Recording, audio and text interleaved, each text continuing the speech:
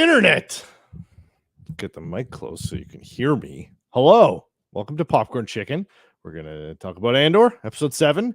It's as the creator said, the kind of change up in episodes. And it was pretty cool. So we're going to talk about it. So today we've got Elvin. Yo. And at some point, we'll probably get a third person in. He said to send the link. He apparently doesn't know how things work anymore. Oh, you mean the way that he signs in every single time that he's ever done these things? Let's rag on him more until he gets here. I'm gonna. So send him the link and then we'll keep making fun of him. There is no link. You just go to the website that we all have, and then you go in and you log in with your credentials that you have because you've done this before. And then you see that this exists, and you pop in. So anyway, how are you? I'm doing good, man. I'm doing good. Good. I forgot my drink in the other room, and We'll go okay. get I it. already drank most of it, anyways. I'll vamp for a bit. You go get it. It was. I finished it. Don't worry about it. It's fine. Next time I will make sure to have a drink with me here. Today I'm being festive as yeah. You were gonna give me a little hint. You said festive as fuck. Something cool. You finally used it correctly. Did I? Oh, festive as fuck. There you go. That's what I meant to do. This is Popcorn Chicken, by the way, and we're gonna go off the rails all the time. Yes. So I went to the pumpkin patch with my girlfriend a couple days ago because it's spooky season. And I picked up a Mad Jack pumpkin spice wine because I'm a basic bitch, apparently. So that just doesn't even sound good. So here's the thing. Wait, let's give a shout out to Darth Gutierrez. That is a sick name. Darth Gutierrez. So there's two options here. Either this slaps. It's only 11%. So it's like a low wine kind of thing. So either this slaps or it's ass and I just put whiskey in it. Try it. Let's see. It might be because pumpkin spice stuff. It's usually like cardamom. Or no, are you into pumpkin flavor stuff like pumpkin? Yeah, spice? I fucking love pumpkin pie. What about the drinks? You know that the whole coffee stuff, pumpkin spice latte. Yeah, I mean I don't like. I like black coffee. I generally don't like flavor, but yeah, I'll fuck with a pumpkin spice latte, a PSL as they say. Seasonal, right? So, all right. Down the hatch it goes. Ooh, it's like a apple cider with cinnamon, like kind of that. So good? Yeah, it's good. Like that, star anise, fucking. Alex goes nutmeg, Mandalorian, Mandalorian. Yeah, funny how that goes. It is. So episode 7. So okay. The creators have come out and said the thing that I have been saying, and they've reiterated it, where they were like, first 3 episodes, or they've explained, because at first I was under the impression that it was going to be the first 3 episodes are going to be one story, and then they're going to like fuck off to another time frame, and then it's going to be a different story, and they're going to be completely different, and they're going to be different directors and different feels and whatever, and I was going to be like, oh, that'd be kind of cool, because then that way it's not like you're with all the other shows where it's been like, oh, this is badly paced and this is there's problems with this. So in that regard, it would be like, oh, if there's an issue, if I have issues with it, whatever, it'll only be 3 episodes and then they'll go to something else that'll probably be different or good. But I misunderstood it because it is like the first 3 episodes are like the story of Ferrix, and then the second 3 episodes, I'm not watching Andor. You probably should. Yeah, you're just here for the. Hey, Nathan's here. Hey, our boy's here. Hey, look at him. Look at the fresh cut. Look at the fresh cut. Why do you look more like Harrison Ford every goddamn day? When are you gonna get an airplane? He looks like Indiana Jones. He looks like young Indy. Yeah, Harrison Ford. Harrison Ford doesn't know what the fuck he's doing when it comes to TV shows. He just shows up and then he goes, I have a whip this time. Okay. I got a gun this time. Okay. Who am I fighting? Nazis, stormtroopers. They're all the same. Do you know what's funny and sad is Harrison Ford also has got that, or at least in Indiana Jones. I don't know if it's an actual scar or not, but he's got a scar under his lip, and I cut underneath my lip, so I got that too now. You did that on purpose. Don't even lie. Accident, complete accident. It was a lot of blood. Took a blade. He's like, where's the scar that he? I got a scar under. That's why I don't grow any beard stuff there, because I got a big scar there from a microphone. My first time with the blade on this side right here. Never. I decided to be bold. I'm like, I'm gonna use a blade. Well, a straight razor. Didn't even put after the shave, the foam cream? shave, nothing. Just went bare. Right. Just got in the shower. Thought the water would be good enough. Yeah. Went like this. Idea. I went like this, and it nicked me right here, and it was just like gushing out blood. I'm like, yeah, good start. Want to know how I got these scars? Or sorry. Want to know how I got these scars? So, Nathan, you've been on the show many, many times. Good morning. How do you not know how to get on the show? This one wants to know. Well, this one is I switched over to my MacBook for this. So as you may be aware, an Apple thing. I can actually hold it up. I broke my screen. You can kind of see the crack there. But okay, I've got this MacBook only has 2 USB-C ports. Yeah, I was going to say, like, how is this going to fix your USB lacking? So I basically have a USB-C to HDMI port and a USB-C to USB-A. Oh my God. And so the USB to HDMI is going into my big PC monitor, and then the USB-C to USB-A is connected to my PC's multi-USB Look at port. all this nonsense you got to do. Just buy a PC laptop, for God's sakes. My PC works well, but the problem is I don't have anything for Bluetooth on my PC. So with this, I'm able to connect the AirPods and a mouse. So I can use a keyboard now and a mouse. Yay! Shout out to Toy Farce. He is from Finland, and he's a cool dude. So shout out to him. Good morning to you. Grab a drink, my friend. Let's talk some Andor. All right, let's get into this. Who wants to go first? Nobody? Okay, great. That's awesome. 2 of the most Star Wars enthusiasts right there. Silent. All right. Okay. So this starts off where, Justin? Well, no, I was still going, but then we got rudely interrupted by the fucking diva who came in. I was already on it. So the first 3 episodes were their own kind of story, the Ferric story. Yeah. The second 3 episodes were then. Yeah. No, I know that's why we were on. I'm talking about you're just butthurt because it didn't go the way you wanted it to go. No. Now how did you want it to go? He thought they're gonna be own little stories every 3 episodes. I misunderstood, and it is doing the same thing. It's just now they reiterated these are like their own little storylines. Then the last 3 were on that planet, and now this one's kind of they've reiterated kind of the rest of the episodes. This one's kind of going to be its own like standalone one. Then the next 3 they're going to be their own story, and then the last 2 are going to be like an extended outro kind of thing. And that's kind of the feel of the episodes. And this one, so the 2 episodes ago or an episode ago, remember I was like, oh, I wish we got to see like more of the dinner, and that's my only complaint. And then we didn't get to see like the House of Cards. You're the one that said it. Star Wars shits. I know, that's why I'm saying it. I said, remember when I said, because I'm talking about my opinion, because that's the point of the title of this one. Was it called like announcement? Walking down the street in hoodies. Walking down the street in hoodies. That's what it was titled. Should we call it? Hey, let's be honest. They're going to be selling those hoodies over at Galaxy. I want one. Yeah, Andor.shop. Oh my God. And spoiler alert, this is going to be probably one of my lowest rated scores.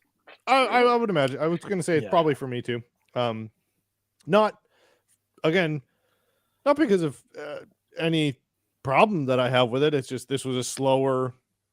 This is another bridge episode where it's not a build-up episode, but I still had fun watching it, but I wasn't like, whoa, fuck, blah, blah. It was just like, ooh, cool, oh, cool, oh, cool. So like I was still giddy through it, but so yeah, I mean, it starts out. Where does this start? I watched the episodes back to back, so I can't remember. With the meeting. Oh, With the okay. intelligence meeting, right? Oh, Yes. yes. So there's a High Easter command egg. officer. Yeah.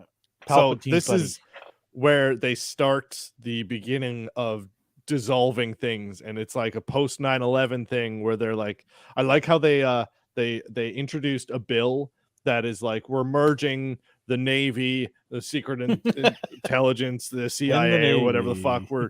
We're merging everyone, and everyone can communicate, and it's just like, whoa, shit, that's like what Bush did. And what was the Patriot Act, I think was called, which is like, this is essentially what they're doing. And they're like, yeah, now we're getting rid of all the red tape. Now we can sorry, just surveil time and out. communicate Sorry, everyone. didn't mean to cut you off. No, it doesn't start there. It starts with the Seinfeld episode. Yeah, it starts with his Our mother. boy gets out of bed. Cyril's there. Cyril's She there. starts ragging on him because his What collar's happened too to high. your collar? Your collar got. Do What the voice. What are you wearing? And he's just like, it's a brown suit, mother. Well, why are you wearing that? And this is not just for you. This is for your uncle. This is a family thing. You've got your family's name here. And he's like, what's wrong with my collar, mother? Oh man, it's too high. Why this is is it so such a high? Seinfeld episode. No, it is. It's just the old Jewish mother. I mean, a scene. Yeah, and it's just why is your collar so high? I had it tailored.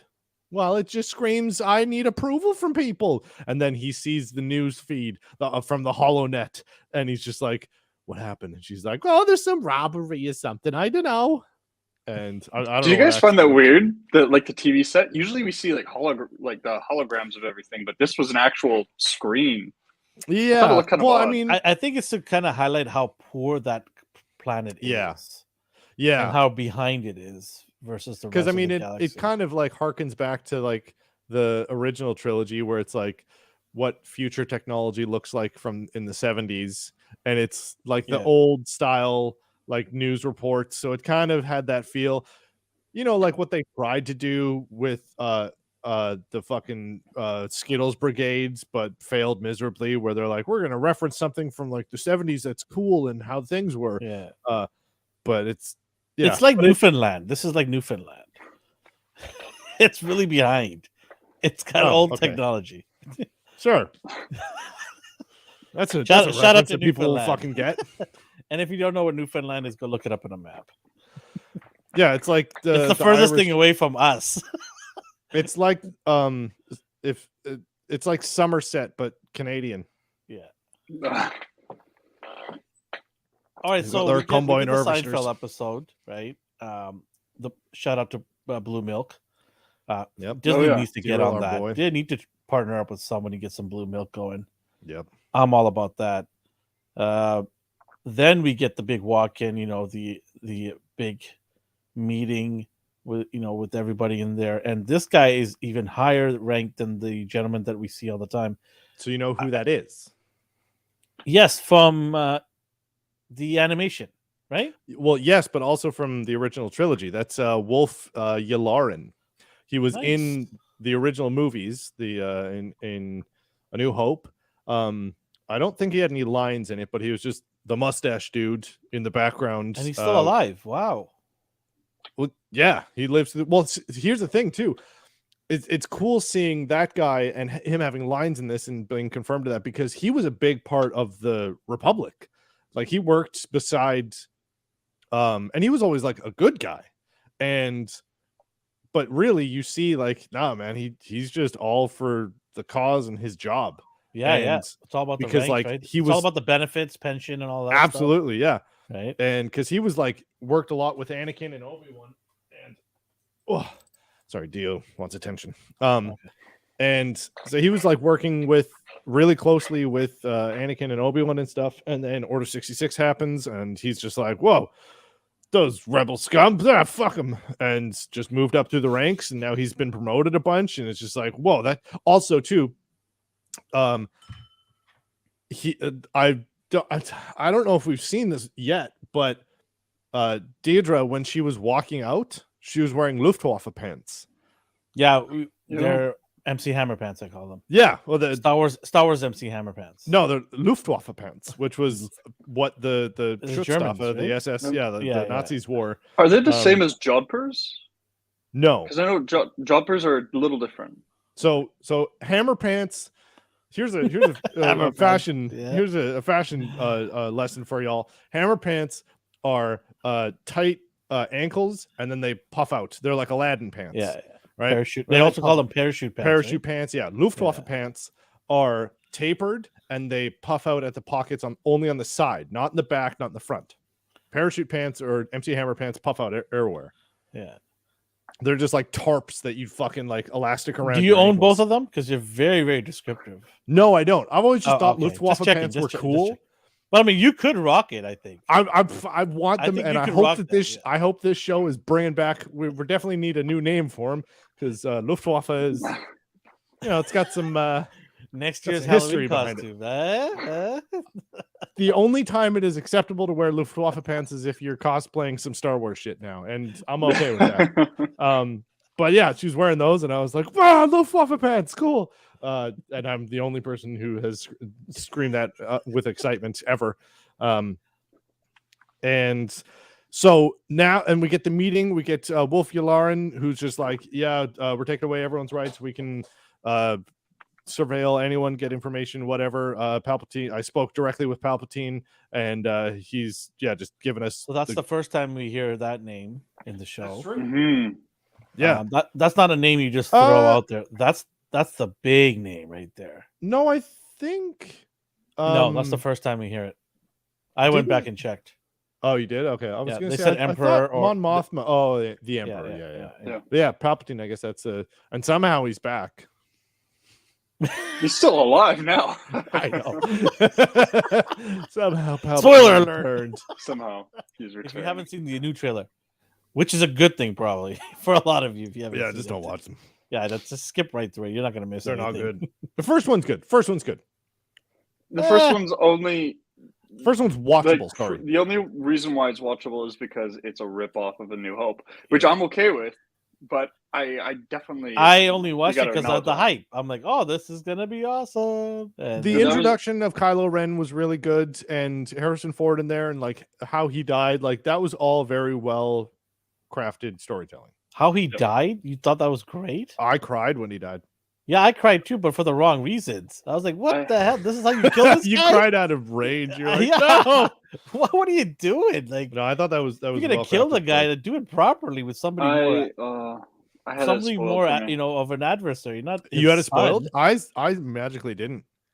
I'm sure you guys remember. There's so much. Nathan probably hype just around took that the week first one. off in depression. If you Well, there's so much hype around that movie, and I was so excited Yeah. for it. They're actually bringing back Star Wars. Yeah. Because now there's Yep. there's so much Star Wars stuff, but that was the first thing that been brought back since well, and it's Clone new Wars. and CGI, I was jacked about that. I'm like, Mm-hmm. you're gonna get new technology here. This is gonna look amazing, right? Yep. Mhm. And I kept seeing people saying like spoiler alert or putting spoilers up on Yeah, Reddit or yeah. on Facebook, but then usually it had been taken down, and so it still said there's a post, but it said it had been removed or hidden by Mhm. mods because of spoilers. But then one of my friends, can't remember who it was, not really a friend, just some dick. I Yeah, knew, not now. Not anymore. Not anymore. posted. That's he you. straight up wrote Han Solo dies, Oh, thought- what a douche! and You I don't thought, do that. I know. That's not a friend. I hope you don't ever talk to that guy ever again. Oh, Yeah. I don't. I Yeah, good. completely just unfriended him That's- after that. yeah, that- But that's- I assumed, I thought, do you know what? He might be screwing with everyone. He might Doing just a be saying snake that. kills but Dumbledore. then- But it still Yeah. sucks though because it's in the back of Oh, your yeah. head now, right? Yeah. yeah. I had that happen to me about Avengers Endgame. I was at a store, and I've said this before on the other podcast, but I was buying stuff, and I didn't think in the store that the owner and the workers there would talk about spoilers out loud at a toy store. Like you never think that. You think they'll Yeah. have to have discussions. They'll do Those it in- people would have respect. Yeah, and so Yeah. they just are, and I'm 4 rows. This is a big toy store. I'm 4 rows away, and I can hear the guy wailing about Robert Downey Jr. dying at the end, and I was so choked because I was literally 4 hours away from watching the show. I held on until 4 hours all weekend. I was watching it on a Sunday, so imagine Mhm. me staying away from all the social media and any Yeah. friends that I know for Thursday, Friday, Saturday, and then going on Sunday in the afternoon. And somebody ruins it for me on Sunday at lunchtime. Oh man, I was just so mad, and I went up The to him like, worst. "Hey man, thanks. You know, you're a smart guy." And he was like mortified. He's like, "Oh my god, I didn't realize." I'm like, Oh. what do you mean? You're at Toy Store. What do you mean you didn't realize? realize that people are in your store who like It's the just things been that you released. like? Yeah. Yeah. Oops. What do you guys think is the best amount of time to wait before you can talk about spoilers in public? Well, here we've screwed it for a lot of people.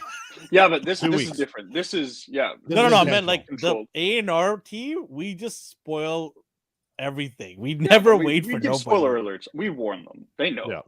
I think 3 days is good.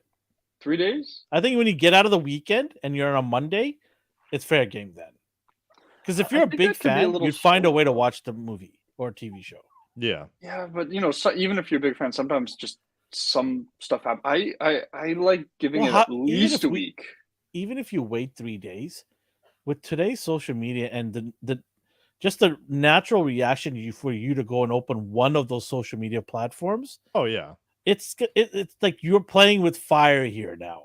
I'm saying like after I give most things 2 weeks before I go fuck you. I'm going to talk about it Yeah, in like I think public. that's very generous, actually. Absolutely. But Yeah. like I also am super busy and like rarely have time to watch things, and like so I understand, and like for the most like for like TV shows or whatever, if I'm talking about something and someone's like, "Oh, I haven't seen that yet," and it came out like 3 months ago, I'm just going to be like, "Okay, fuck you. This is your fault." Anyway, blah blah blah. Like it's not my problem. Don't bring it on me cuz Why am I always the chicken body? cuz it's funny. And because I angled this Yeah, way, so I'm I know. looking down at So both of you. should I look? Oh, I should go this way. Here we go. Yes, there you go. Yes, and you should look up. Other hand. Yeah, there you go. Yes, I'm holding the bag of popcorn. yeah. So yeah, we got the cereal at the You the don't dinner call table. me anymore. You never cool. You're not the I just wanna say- skinny bones. Eat, I- eat. I love that they're showing us this sort of thing for 2 reasons. One, I like, they're kind of building up something bigger for him. But By the way, two, this also- is Nathan right here. I think I always think of this guy as this is Nathan right here. I didn't That's- notice that droid. Yeah, it's a wannabe R2D2. Are you saying I'm the R2D2 or I'm the guy? No, not the droid. The cereal. I was like a confused because you Wish.com version of R2. R2. I wish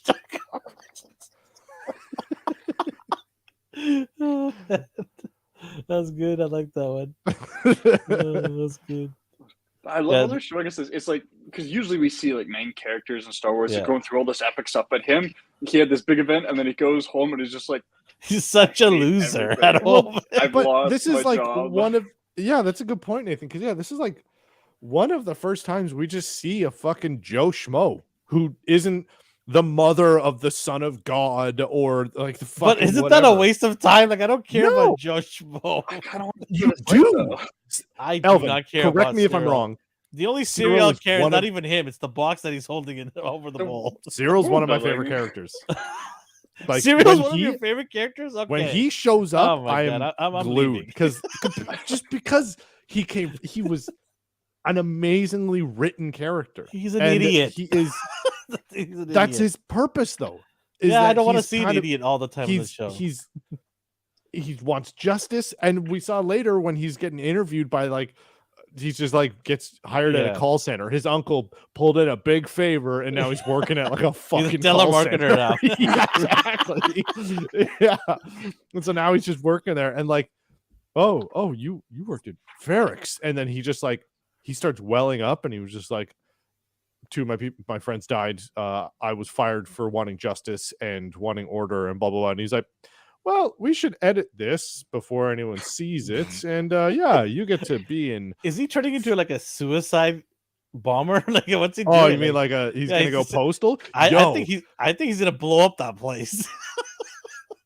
Yo, okay, so instead of the storyline of like, oh, he meets up with Deirdre and then they get to fight the rebellion, he's and pulling the he gets best. rectified. No, he just fucking goes postal and Yeah, just he blows up the call that building center. blows up. That building blows up. He's That's actually what's gonna like happen. he's genuinely one of my favorite characters so far because You I know too? Elvin, What- I know you Have you said guys been he's a bit drinking of- that blue milk? I know you said that he's a bit of an idiot, but here's the thing: at the end of Not the a day, bit. He is an idiot. what we saw, he wants justice. He's upset that he lost his job, like especially when he's doing the right thing. He was working hard too. He's a hard worker, and Yep. he was in over his head, which he didn't know. But also, it's not like he was completely Empire, like, oh, we must do this. He recognized, okay, the guy that killed these two guards, or what, the security force, those two guys that chose to go after him, the guards, they were up to something shifty. We call him Ferrex PD. The security guards he recognized that the two security guards were doing something. I don't know if you guys remember that, but he didn't say like, oh, they're innocent. He's like, no, they're doing something bad, and they kind of they got in trouble for it. They got killed. We have another person in a different time zone. Rasper, tell me where you're from. Rasper, where you at? I'm guessing Australia, if he's going to say morning. Oh, that'd be pretty sick. That'd be pretty sick. Shout out Dan Ender. G'day, mate. That's the extent of my accent. Good and my morning. cousins all hated my accent. Yeah. Your accent shit. Yeah. Stop it, you shit. You're worse than a wallaby. But I love Cyril because he is a side of Star Wars we have never seen. We've always seen people who hate the Empire, who are trying to fight against it, who are part of the rebellion, who hate the Sith, who are the good guys and are fighting for justice. We've never seen someone who lives in an Empire-controlled sector who is just living their life and is not like, oh, the Empire's bad. He's just like, no, I'm just doing my job. This is the world I live in. We've never seen that normality of somebody living in the Empire world. We've never seen someone who's like working for a security force who is like under the Empire, who's not good enough or important enough to be a stormtrooper or be like part of the Imperial Army or whatever. It's just like a local police force that is ordained by the Empire that is just like, yeah, I just got to do my job, and isn't like, oh, I got to fight it from the inside. Like, it's not a freedom fighter. It's just like some fucking dude who just wants to do good things, but is not driven by the good and the light and the hope for I think humanity. I think he's coming off this, like he's unraveling. I think that's what's happening. Oh, absolutely. Yeah. But like he's off the rails soon. And that's why I'm arguably the most, because everyone else in this show, we know how they end up. We know what they're doing. We know their motives. Cyril, I have no fucking idea how he's going to end up. That's why I think he's going to blow the place up. That's exciting to me. That's why he's one of my favorite characters, because when he shows up, I'm just like, the fuck's going to happen? What is he going to do? And he indirectly starts the whole rebel thing. I mean, well, Can you imagine he started the rebellion, an angry call center worker. So let's go to the other part. So we have that conversation with Mon Mothma. Is it Moth? What's her name? Mothma. Mon Mothma, and the name that you always forget, Luthen. She shows up at his little place and art gallery. Yeah. Right away, I'm looking for Easter eggs. Right away, I saw a couple. Yeah. I saw one big. I'm like, oh my god! I saw one. Nathan, did you notice any of the Easter eggs? Well, which ones are you guys talking about? I saw some stuff from before. So apparently, I watched another YouTuber. I'm going to give credit where it's due. Emergency Awesomeness. He's a big YouTuber. He was saying that when Lutheran was listening to the radio talk, that's actually Ahsoka. Oh shoot! I didn't know that, because she uses that robotic voice to send messages across. So he said that's Ahsoka talking, and he's listening in. Cool. That's pretty nice. I noticed one piece of art in the background that he had. Yes, it was a white one. The circular shield that the Gungans used in. There's another. I saw two others. Okay, so the circular, like the energy shields that the Gungans used in the fight for Naboo, the fight for Theed or whatever. There was one of those shields in the background, and I was like, "What? That's that fucking." I still love one of my favorite fan theories is that Jar Jar Binks is a Sith Lord, and that he orchestrated this whole thing. That's one of my favorite fan theories. His play against the wise. And it's just like, because every point you're just like, God damn it, that's right, that's true, that could be. Yeah, he did orchestrate this. He did create Palpatine. He put him in this position. He also led the Jedi. What the fuck? Oh my god! Like every little point where they're like, he also did this. He also told them to do this. He also made sure they did this, and you're just like, ugh. So the two things that I noticed are Plo Koon's mask Mm. is right Oh. there in the front. You can see that's his mask covering. You can see it from the back side, and then you can see it from the front side as well. So those, those are Keldorians, okay, if I'm not mistaken, and they all wear those. so that's one, and then the other one was the Jedi Knights Temple, Yeah, the which is what's the name? What's the Grand Inquisitor? His Guardian mask. or something? No, Jedi- Grand Inquisitor. Inquisitor was a Jedi temple. Something. Oh, yeah. Those guards. Temple with the Guard. white- Yeah. Yeah, Temple Temple Guard, Guard. yeah. Yeah. So that's the mask in the background there as well. You can see. yeah one of the Jedi Temple guards. I freaked out when I saw that. I'm like, I know that. Yeah. It was like a It's kind of- DiCaprio thing for me. From a lore perspective, it's kind of. I find it kind of weird because usually in Star Wars we find that anything to do at all with the Jedi, the Empire just like, nope, we're taking it, we're destroying it, no memory. But in this, they're showing it. So the only It's probably way I can smuggled. kind of- It's smuggled. Well, yeah. probably, right? well, but the only way I can justify it is like these people are so rich that the Empire's kind of okay with it. They're just worried about the common rebel, Yeah. but that's the only way I can justify it. well, yeah, I think either it's a replica, and that's he's just an art dealer and it's a replica, or the fact that he has such a stark difference between who Luthen is and his character, his facade that he puts on, yeah. makes me think that he is like a multi-billion-dollar philanthropist who he's not like But a if shop- he is, then why does he care about 80 million? Yeah, that's true. I don't think I think he's he's rich. well I off, think he's but he's putting not. on an act, maybe and a lot of this stuff could be counterfeit from China. Right? yeah yeah this is all from Nar Shaddaa. Well, Yeah, we there do you go. know that he's got some amount of money. Like he's got a fair Yeah, I amount. mean he's Like, not. yeah. He's not a slouch or anything like that. Mhm. But I think he's got enough to put. He probably built enough of Equity. earning equity to do this because this is what he needed to do to get into it with these higher uppers, right? Yeah. It's He had just to find a weird that way it's- to get these rich snobby people to Yeah. come to him. Well, honestly, I think that Luthen's character gives grounds to introduce a live action Thrawn. Because How this is so? because this is an art dealer. This is someone who deals in cultural artifacts, which is what the Chiss and Thrawn thrive on. And the whole thing with Thrawn is he was like, to beat your enemy, you need to understand their culture, their livelihood, their traditions to be Mhm, able to mhm. understand their weaknesses. Walk amongst the enemy, yeah. Exactly. So that's why he is so well versed in, when he was in Rebels, there was a bunch of, I can't remember her name, the Twi'lek.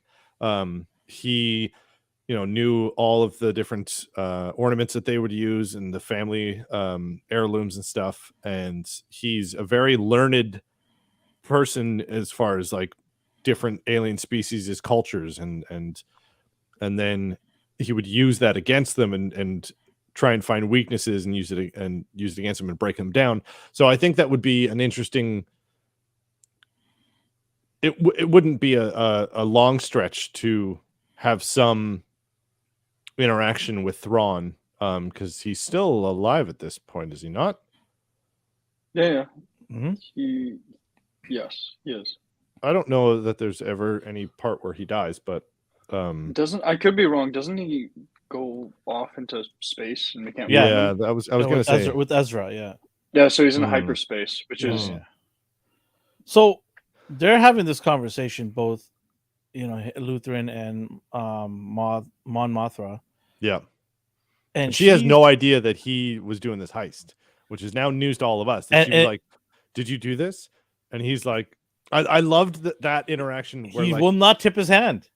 well, and also like, it's now confirmed that her driver, because we were talking about this before, like, oh, maybe he's like in on it and whatever. Yeah. And she's just straight up like, he's a fucking plant. They're watching me. And so like anytime Luthen turns his face towards him, he's smiling and he's saying non sequiturs that are like slightly related, but they're like, yeah, he's just like saying vague things that are related to what she's saying. But if the guy can read lips, he's like, he's talking about art. Well, anyway, Yeah. And she's livid, and he's just like, bitch, people gotta die for this shit. Yeah. and you know, that's the cold, hard truth, right? Like, he's like, you know, if we're gonna make some eggs, we're gonna have to crack something here. You gotta crack some omelets, and people are gonna die, and that's the way it's gonna go, because it's not gonna be a cakewalk to do this. Yeah, right. There's gonna be casualties, and that's the whole thing. Like, you got to start somewhere, right? Well, and then later too, he sends his assistant or his partner out to meet with. Thrawn is. I'm so happy that they canonized Thrawn. Yeah, 100%. I can't wait. I can't wait to see a live action of this guy. Arguably, well, they cast. Remember, no. yeah, they did already. Yeah, they already cast. There was rumors at the beginning that Stellan Skarsgård was going to play Thrawn. I thought that would have been fucking phenomenal casting. The guy who's playing Luthen, there's like at first. The gentleman. I can't remember the guy who is casted as Thrawn. I can't remember his name now. But I'm happy that they casted him. It's Lars Mikkelsen. Yeah, I like him a lot. Yeah, he's also paint the guy with blue face. I think he's gonna look fantastic. Oh, it's Mads Mikkelsen's dad, isn't it? Maybe you're right. Just remember one other thing about Thrawn is this his brother. This guy went toe to toe with Vader to get the Palpatine approval. Yeah, right. No, he's one of the hardest motherfuckers in the galaxy. Yeah. Like he is a thinker of thinkers. Yeah. Right. He's one of the most like brilliant strategists. Very undermined in the whole lore, though. That's because he was only in books. A lot of people don't know about this guy. Like, unless you're a hardcore Star Wars fan, you have no clue who this guy is. He doesn't. And I think that's kind of why they brought him into the lore, because it was like a trilogy of books, and that was it. And then, like, there's a couple like hardcore fans, or a bunch of hardcore fans that were like, "Oh, the Thrawn trilogy is so good, blah blah blah." And then they brought him into Rebels, and they're just like, "Yes." Yeah. And they did him justice. Keep your friends close, but your enemies. Yeah, exactly. And 100%.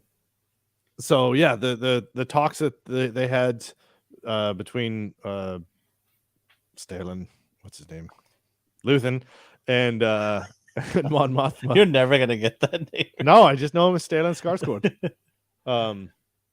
But I loved that, the fact that she, and this is kind of showing the disdain, and that, you know, the rebellion is, we've only seen the rebellion for what it is, and the splinter groups and them all working together, and then there's some extremists, you know, Bukalit. What's his name? The guy on oxygen, right? What's his name? Bukalit. I don't know. What do you mean you don't know? I can't remember. The last king of Scotland. Whatever. Last king of Scotland. Braveheart. No. I'm joking. Anyways, so back to the King show. Of Scotland, Forrest Whitaker. You've never seen Last King of Scotland? No. Great movie. Saw Gerrera. And so we've seen that, like, Saw Gerrera is like the extremist, the Al Qaeda of the rebellion, and they're like, no, he's too extreme. But now we're seeing like, no, everyone's it's going to be needed. It's going to be needed. Well, yeah, and like, we know that his splinter group comes into the show because we've seen it in the trailers. So it's cool that, like, we were shown to, or meant to believe, that Mon Mothma and Luthen were working hand in hand and everything's gonna be peachy keen. And then the first job he pulls, she's just like, "Yo, yeah, what the fuck?" And he's just like, "The bitch, get out of my way! I don't care. We need money." Yeah, they did not. Got it. They did not walk. She didn't walk out in good terms. No. And then we get to see the dinner that I wanted to fucking see. And no. We don't get to see that just yet. Okay, fine. Okay, so what we have after it is we have our boy Serial actually getting his job. Yeah, right? He goes to the interview process and they're deleting his history or something to do a walk around, and you see millions of cubicles. I mean, this place is massive. Yeah. It's just insane. And then so he just looks, he's like, oh, okay, this is my job. This is my future. And he's all sad. We do get to see a lot of Curacao, like the towers and stuff. It was nice to see that. You get beautiful to see architecture. I love the still like the scale of this planet is the insane. the one thing that the show has done wonderfully is show the scale of Coruscant and the scale of the Empire. And it's cool to see those giant sprawling. I'm not sure about this. Maybe you guys can answer this, but Wasn't Thrawn originally killed off in the in his origin or something like that? Fans loved his arc, so he was brought back. I think in the books, so the books are still legends. Okay. The books have not been canonized, but him. So the source material for Thrawn is not canonized. They just brought him back. They took a lot of Star Wars legend stuff is referenced. Even in this show where they've talked about instances that happened in the Old Republic, but they have not canonized the full breadth of those things. They have just said these things happened. We'll let you know how much of that is canon at a later date. Which is smart because you don't want to put yourself in a corner, right? Yeah, and also it gives them more room for writing in the future because also too they're bringing Thrawn back in the Ahsoka show. Yeah. And yeah. So right after all that, we get the scene where it's the lady in the store with Luthen, right? Yeah, Luthen's she's got right hand person. Red Riding Hood hoodie on. Yeah. She goes through the subway stations in New boots York. On. She goes subway station in New York, and then she goes and meets one of our characters that we got introduced, but I didn't recognize it first. She got all dolled up. Yeah. She got all dolled up. She got her fucking hair did. She got her nails did. Done. Yeah, and then they're having a conversation, and boom, we get mic drop where Luthen just goes, "Yo, kill him. He's a loose end." Damn, didn't see that coming. Yeah, damn, I didn't see that coming. No, did you guys see that coming? No, I didn't. Honestly, for the first half of their conversation, I was like, "Who the fuck are these people?" And then it was oh shit, that's what's her name. That's what's her name. Oh my god, my mind took a step further. I thought, is this supposed to be Princess Leia? I know it's what? crazy. But it's like, guy. I was thinking, what are you smoking, is this supposed to be like just because like some TV shows, if they go back, they've got a new actor, and I thought, is this supposed to be her? Just like really, like to show the dark side of the rebellion. But I realized, no, completely different and totally different. The voice is too different. Asking someone to just be executed like that helped you. That's not in her character. No, it's not.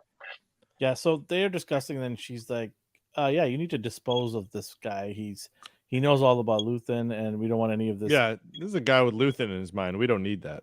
And remember, the thing that surprised me was she didn't go and tell her, like, hey, this guy just saved me, from getting killed by somebody in our groups that was a snake. This guy should be worth holding on to. He's an honorable person. Like, she didn't give anything. She didn't. No response. I was like, well, what? Because the last interaction that she had with him was on vague terms to be at best. He just walked in and was just like, hey, that person that you've been working with? I fucking killed him. Why? Because he was going to steal everything. He's not like that. Well, he is. Anyway, I'm taking my cut. Peace. Yeah. And then he leaves. That's such a loud shot too. It's crazy. Yeah. I thought the shot was really loud and she just doesn't notice. Also, I mean, they're in like a backwater doctor's office with a million machines. So, maybe it was masked by that. Maybe there's a silencer on there. Yeah, just like the laser silencer. Yeah. But, so that's going to be interesting now because... Also, she's been fighting with him this whole time too. So, like, so is she going to not... Well, what do you guys think? Is she going to listen to this order or she's going to ignore it? What do you guys think?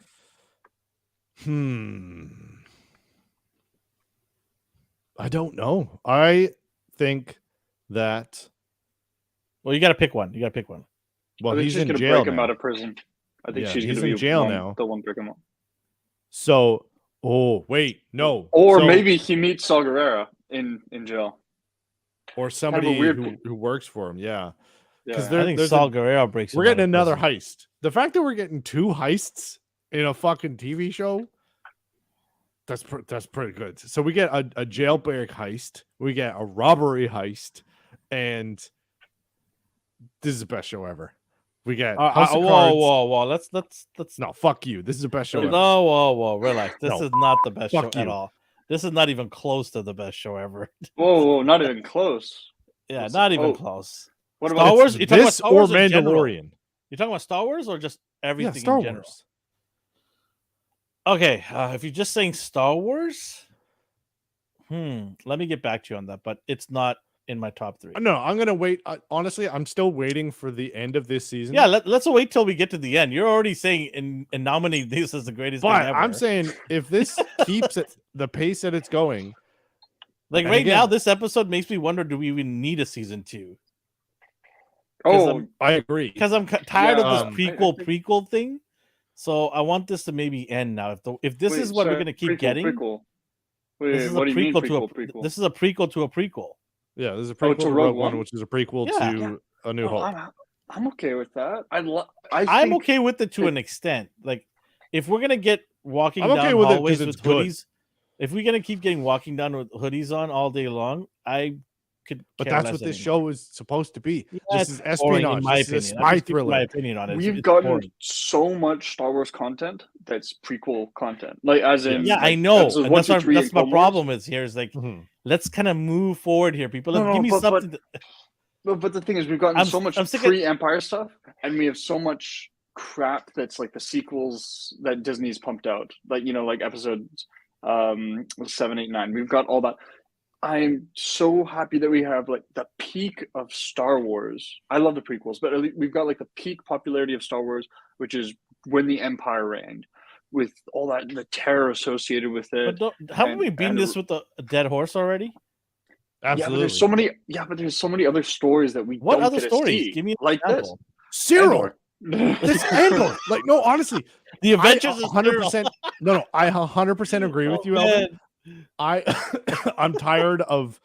That's why, like I've said a million times, like I want the show to be the first one without a fucking lightsaber in it because that has been beaten to death. I've seen Space Wizards. I've seen the good ones. I've seen the bad ones. I played all the games. I fucking know what it's like to be a Jedi and go through the blah, blah, blah. I know that story.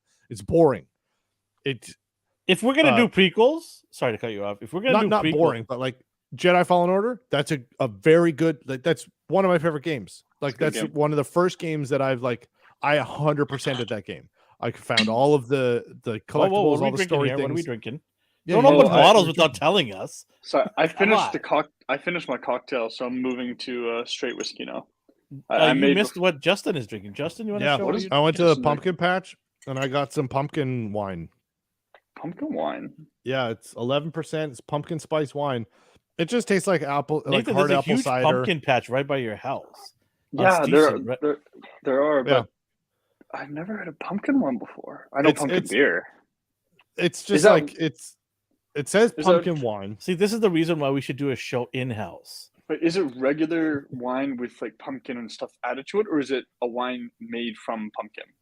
I don't know. I didn't fucking. It just say in the ask bottle. Doesn't it say in the bottle? No, they don't legally have to. It's just. It's like Okay, well, what's your educated guess on it? What does it taste this- like? Okay. We got apple pie. We've definitely got some cinnamon. We've definitely got some like star anise, some nutmeg. It's definitely apple, so it's like it's a hard apple cider with pumpkin spices in it, and it's 11%. So I was like, I can drink the whole bottle and be fine. And I was like, if it's gonna be shit, I'll just add whiskey into it because all of those flavors pair very good with whiskey. And actually, I'm more than halfway through now, so I think my next one's gonna be this and Jameson. Oh, before we Nice. continue, shout out to people who came and said hi to us. Thank you so much. If you're new here and you're wondering what we're all about, we are A&R. This is a segment called Popcorn Chicken where we I'm kind gonna of get the go off whiskey now. and do movies. And Justin's going to go to his drink. Come and watch us. We do Star Wars episodic breakdowns. We do movie breakdowns. You can catch us on our social media platforms at A&R Universe. We're on Twitter, Instagram, TikTok, Facebook. We're everywhere pretty much you want to be. And we also have a Monday podcast, 8:30 p.m. Pacific time. We also have our sister channel, AGR, that does gaming only. And we just started our podcast. We called it 001, episode 001. We just did it. It was a pre-recorded podcast. What's that in binary? I don't know. You could have. Anyways, what I was saying I was was not- before you rudely interrupted me, Sunday mornings, the podcast drops. Myself and Alex, we talk about the games we played for the week. And we also talk about games, gaming news and things that are on the horizon. And we're going to be doing our podcast again this Sunday. We'll have a drop. And starting in November, we have a brand new podcast segment at the A&R channel. It is going to be on Saturday mornings, and it's going to be all things 80s, 90s, and early 2000 cartoons. We're going to talk about all that nostalgia stuff. So 8:30 a.m. on Saturdays. We're going to do a bi-weekly to start off with and see how it goes. That So if exists. this is going to be in November, and everybody in the time? team is welcome to come and join us. 8:30 a.m. Myself and our boy Chris is coming back. He is coming back ready to rock. All things 80s, 90s, and early 2000 cartoon talks. Saturday mornings will never be the same again, or will be the same again. 'Cause we're gonna Finally. yes, finally be the same again. But yeah, we can't wait for that going. So we got some cool stuff, lots of podcast material. So if you like listening to us, and whether it be in the background or entertaining you, great. We got lots of stuff coming for you guys. We like to talk. All right, with that out of the way, let's get back into it again. I put whiskey in it. Whiskey in it. Okay. Okay, I just got, while we're on air, I just got an email from Hasbro Pulse. An item of mine will be shipped very soon. It's Doesn't okay tell me with what it whiskey. is. What I'm hoping it's Galactus. It's the biggest. Oh, speaking of Andor, Did you get a new tat? no, I'm gonna be Then you can shooting. bring over an Andor figure. Oh, yeah, I got this. This is just on the shoot. Be shooting Sorry, some I'm short. having trouble seeing that. See the silhouette of Andor? And then- Andor? I do, what? but what is? Andor and Tubi emo. Oh, damn! Let me. Have a good night, Darth. Catch the replay on us. Thank you for coming by. Better. Yeah, that's better. Oh wait, yeah, there.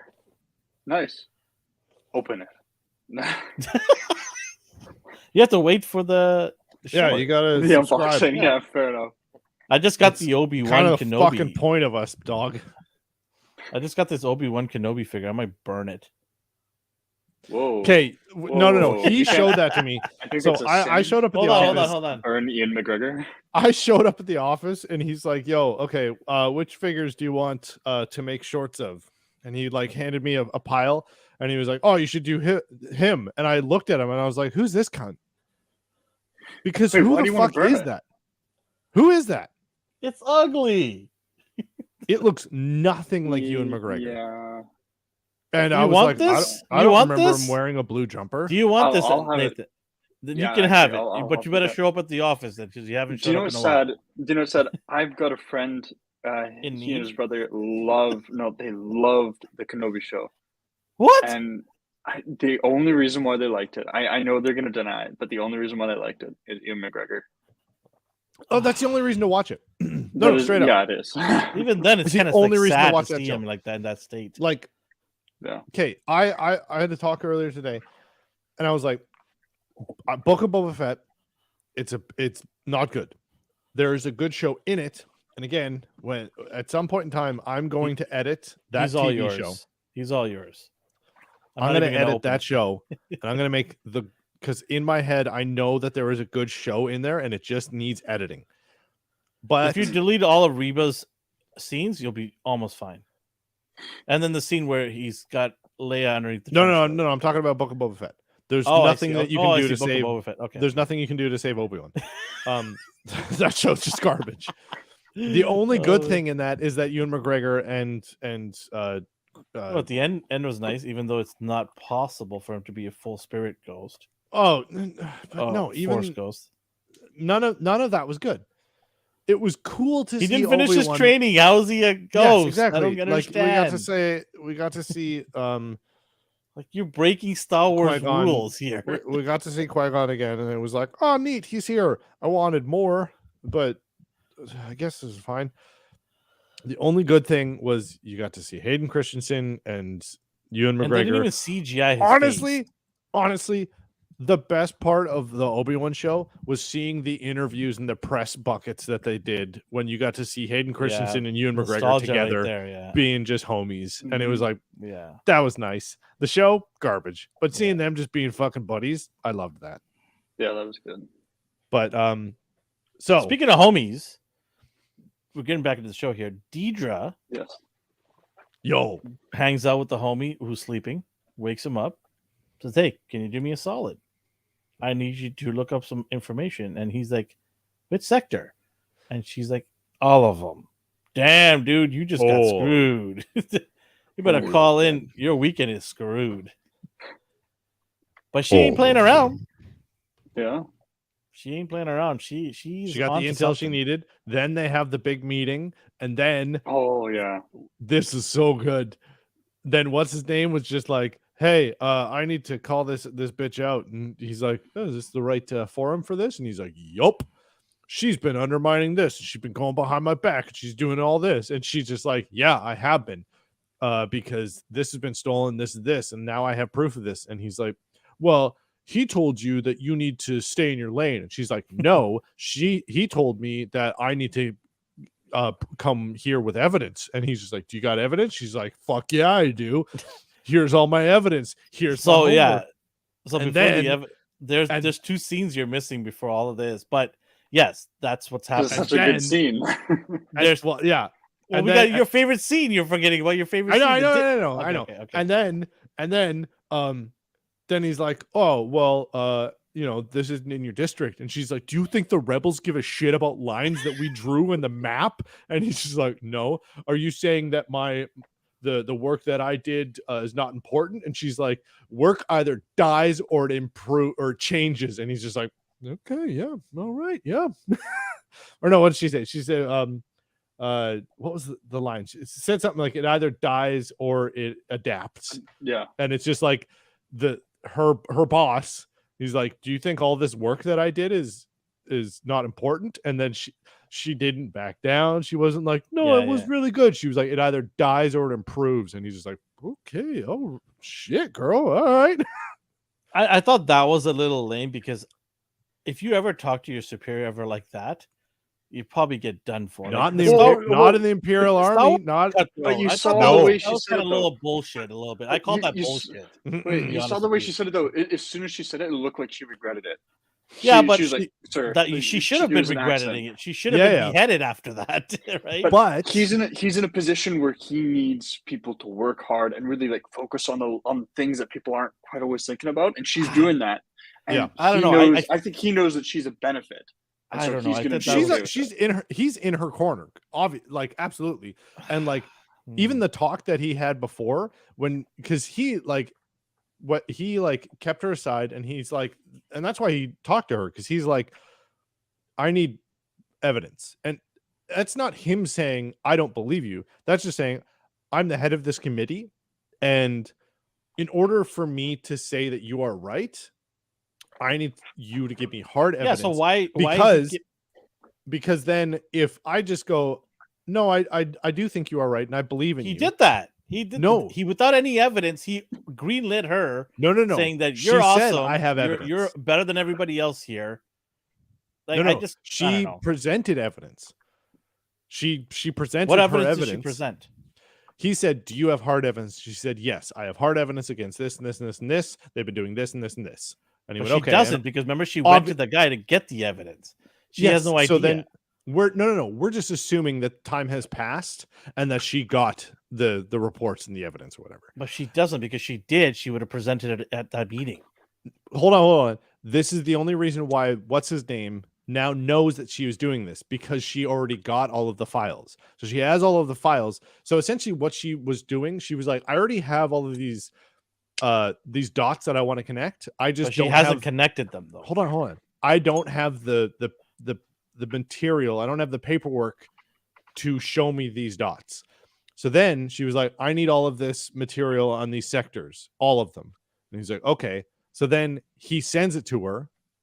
And that's why the other guy got tipped off that she now has all this information.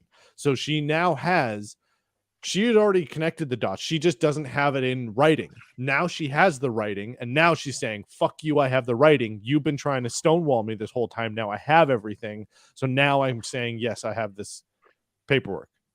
So I do agree. I don't have the issue between the two of them and battling over who's right, who's wrong. My issue is that the boss, right? Here's a bunch of she said, he said thing and says, both of you are making good points, but I'm going to go with you. And then I'm going to take you away from all of what you were doing and give it to her. Yeah. I have an issue with that because I've in a real world scenario, no boss would ever do that. No boss would say, hey, without any concrete evidence, I know you are onto something, but without any concrete evidence, I'm going to get rid of this guy that I had entrusted from the beginning. What a boss would do is say, okay, once you get all this dots connected, let's overlook everything. And then the boss would make the decision, say, yeah, you over there, you're inferior, get out. She's taking over your spot. Well, no, I think that's my issue. Happened. She has the dots connected now. I think she's got the dots connected already. And I'm kind of thinking you guys are assuming though, because there is no evidence in this episode but that she does. No, she does. You're thinking next episode, which we'll probably see that. She says that she has the evidence. She's gone over it. She even says she's ready to present. Yeah, I know. I'm not disagreeing with that.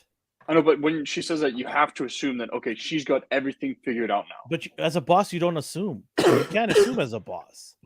Yeah, but in this situation, imagine you're like at 9/11. Someone says, like, do you know what? I may have done something that I went over behind someone else's back, but I've actually figured it out. And that other person who had all the information sitting around has done nothing with it. Yeah, like, okay. Do you know I what? don't know if that's a good comparison, though. No, that's kind of what happened. This is literally a 9/11 thing where they're like, now that there's no red tape, I now have all of the information that this guy's been blocking me because he just doesn't like me, and he is now blocking Imperial intelligence from getting this information because of a personal vendetta. So now he is letting his personal vendetta cloud his judgment, and I just want the job done. So now this guy's been blocking me. I'm not arguing that he's blocking her from doing her job. Mm-hmm. What I'm saying is, as a boss, I'm going to wait till everything's on the table and with definitive facts that she does have her dots connected, then to make a massive decision. Because remember, he's taking someone else away from control of a planet and replacing it with somebody else who's not in that jurisdiction. Yeah, that's a massive move. And if you don't do a massive move unless you are absolutely certain that this person has everything in place to make that move, right? Because his superior above him will ask him, why did you make this change? There's a chain of command that he has to report to. That's what I'm saying. The Imperials and the Sith. I like how we're nerding out about this topic. And this is why Andor is great. It's not that great. We are now and we've seen you guys this are sucking many me times. into this nonsense. There are rules, and they promote people who find who find beneficial ways to break those rules. The rules are set, but if you find, because they promote people who will they say you can't backstab, you can't go behind their backs, you can't do this. But then if they go, hey, I did all of those things, but now I'm bringing this thing to the table that benefits us and helps us squash people who are against us. They go, okay, you're promoted, because that's how how the Empire got. He's also an inept leader too, because he's saying one thing and then going back on, and what he's saying, what he's laying out. His own rules. That's the Empire. Like this guy's also probably going to get killed at some point, right? Yeah. So Okay, let's go back to the other two scenes before this happens. Is one, Yeah. we have Andor get back and go see his mom, not surrogate mom, but his adopted His mom. surrogate mom, yeah, sure. A surrogate. Okay, okay, sure. Mhm. His mom, and this is a really important scene, I think, Yeah. of This is a setting heavy him scene. off on his course. And Yep. because she's like, listen, I don't want to go on this nice vacation with you or beautiful sunshine place. I don't want to go to Cabo. I Yeah. want to stay here in Newfoundland. And that's Detroit. the best way. Oh, come on. Don't do that to those people. They're blue collar workers right there. Okay, Cleveland. Yeah, Cleveland. Blue collar, Okay, whatever. Okay, whatever you want. You guys can pick whatever you want. Scrap fields. So There's auto like, shops and she's like, I'm going to stay behind and I'm going to be part of the rebellion. Is it the first time we hear that rebellion? Oh. I can't remember if that's the first time. I think that is the first time we hear it. We hear the word don't- rebellion. No, I know we've heard the word rebel before. Yeah, but not rebellion. No, it's not the first time. Oh, rebellion. I've heard the word rebels. Yeah, we've heard that. Rebellion. I'm talking about. In this timeline, I think this is the first time we've been hearing it. Anyways, besides the point, she's like, no, we're gonna stand up, and he's like, you're gonna get killed. She's like, I don't care. I'm gonna get killed, and I'm totally fine with it because a lot of people are gonna get killed, but the message has to come through. And I also like too that she wasn't disappointed in him, and also there's a bunch of things where like she was like accidentally saying that she's proud of him because she was like, did you hear about this freedom fighters thing that happened on this planet? They broke in and they tore into that, and he was just like, it was just a robbery. And like she has no idea that he was involved. He played it cool. And he wasn't like, I don't know why he did. Well, like pride, and like also he doesn't think of that job that he did as important. He was just like, some fucking guy hired me to rob some shit, and you know, whatever. And like to his eyes, like sure, it was kind of like when Luthen was hiring him, he was like, don't you want to do something better? But it wasn't like we need to fight the Empire. It was mainly just like, you know how to get into their barracks. You know how to get in, to hang out with them. You know how to infiltrate them. So that's why we want to. So for all he knows, it was just all sweet talk, and it worked. And he got him in with a lot of zeros on the end of the paycheck that he's going to pay him. Then he did the job, and now he's out, and he's like, cool, I did the robbery. But he doesn't know the scope of what he has that no job clue. was. And also, this job started so many fires. This started the Patriot Act in Star Wars. This started the Patriot Act in Marvel. This started the beginning of the dissolve of the Senate. Yeah. This starts the birth of the rebellion. Like, I like how they have done this. This also started Star Trek. You know, it was massive. This whole thing was this started massive. The Klingon Indiana War, Jones was started from this. Fucking yeah, it's Optimus Prime. DC Optimus Prime fucking got rebooted on here, and it's the whole thing. But I like how they're subtly starting a lot of things. Star Wars and a lot of shows, they have a problem with doing prequel things where they're like, hey, you know this thing? Oh, it all started because this guy. And you're like, you're over explaining it. Now the thing that I'd liked is now fucking stupid. And this is, they did this very well of just like, here is how things get to be where you know that they are. And it's not an obvious match that was lit. It was just like a simple job, and it was like, oh well, this is how the ISB gets more power, and this is and then this, you know, the leg bone is connected to the hip bone, and blah blah blah. So you kind of you're seeing all of these things start, and you're just like, oh, that's really cool. And also Lutheran, like he also mentions that because this happened, the Empire has raised taxes everywhere, which is also going to fuel the fire to this cause. because Well, now you're gonna have everything- people pissed off everywhere. And every I think I might be mistaken, but I think they said that the tribute tax was 5 times 80 million credits because they didn't steal the full. No, they did steal 80 million. So 5 times 80 million credits taxes levied on any planet that's caught harboring the rebels. So it's not like a galaxy-wide thing yet. It's just. But I mean, but here's the thing, though.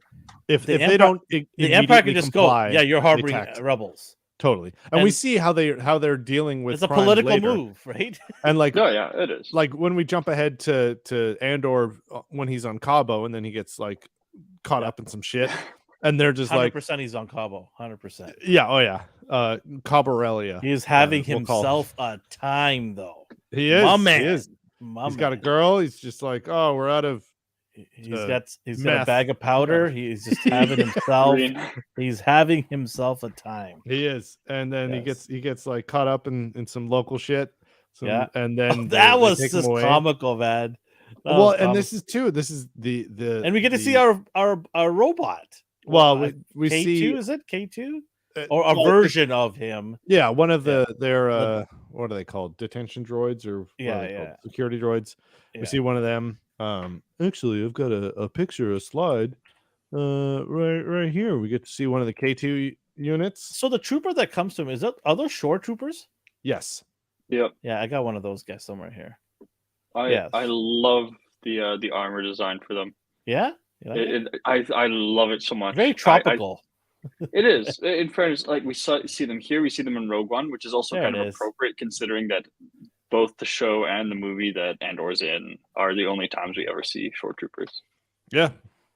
I think they were a good design choice. They were a good mix between one of the scout troopers.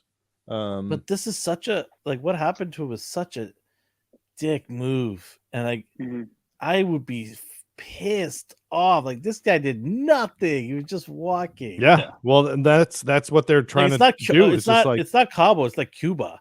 Now, right? Like he went from Cabo to Cuba, right? Well, and that's too. This is the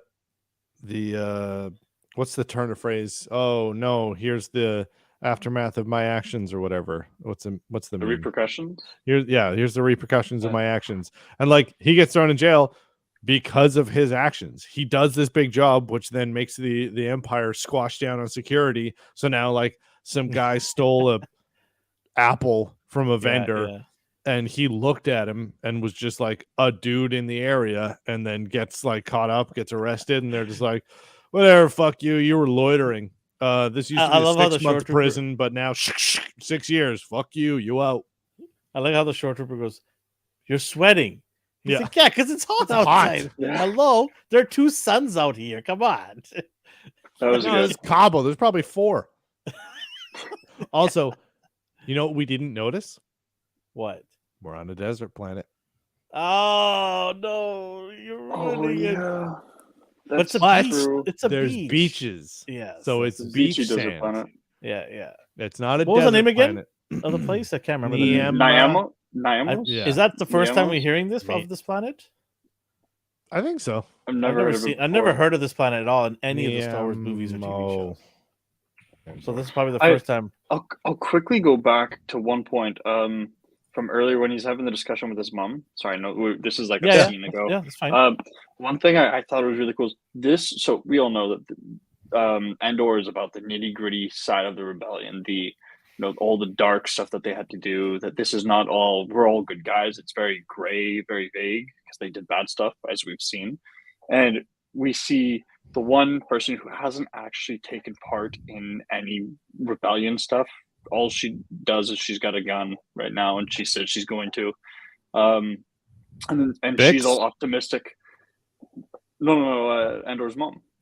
Oh yeah, and she's like all optimistic, and she's like, "I'm doing this. I'm fighting for cause." And then we have Andor who actually took part and stuff, and he got to see nearly everyone except one person die. He saw, the 2 people die. Betrayal. But yeah, well, we've got. Yeah, actually, not everyone died. We saw the guy at the start died. No, everyone's dead. Except everyone's dead. Oh, true. Except you're right. The girl. What's her name and what's her name? Yeah, the girl on the planet. Oh, actually, we see her. Okay, I was trying to look this up before. the speeder that she gets on, that is a like the little like she stands on it. It's like a wheelbarrow speeder thing, Like a swoop bike. but kind of. But it's she stands on it, so it's like I guess it's technically a step. But those are designed from the Old Republic, and this is the first time that we have seen those in live action or cartoons or anything like that. That was just a mount that you could buy. They're super cheap. They're like the first mount that you can get in the game. Is there a car salesman that you know? They're super cheap. Oh well, they're only Get a like lease I on don't them know, for 0.9%. They're only like 10,000 credits. Like they don't look cool, but it's just like you get those speeders when you first get the mount skill. Okay, do we care about this character? Like, why do we need to see her? I don't care about her because she survived. I'm pretty sure she's gonna have a big role. She's not a big role. She's a loose end. She's the loose end. She's gonna get shot. Keep in mind, and also too, she was asking Luthen's partner. He was like, "What about her?" And she was just like, "Yeah, she's fine. You need to know that it's as dangerous to transmit messages as it is to receive them. So forget about her." So that's I think foreshadowing what's going to happen to her. She's going to get caught, and she's going to try and contact her, and shit's going to go bad. Yeah, and they're both going to die. Well, they both have to die because they're not going to be in Rogue One, right? Well, no, not everyone. Well, I mean, Rogue One was a small mission. It's not like. Are they going to go retire and hang out at that beachfront? No, they're going to go to. Everyone's going to Cabo. Everyone that literally everyone who was involved in the rebellion. And then you see wasn't Sol in Guerrero just walking around in a Speedo.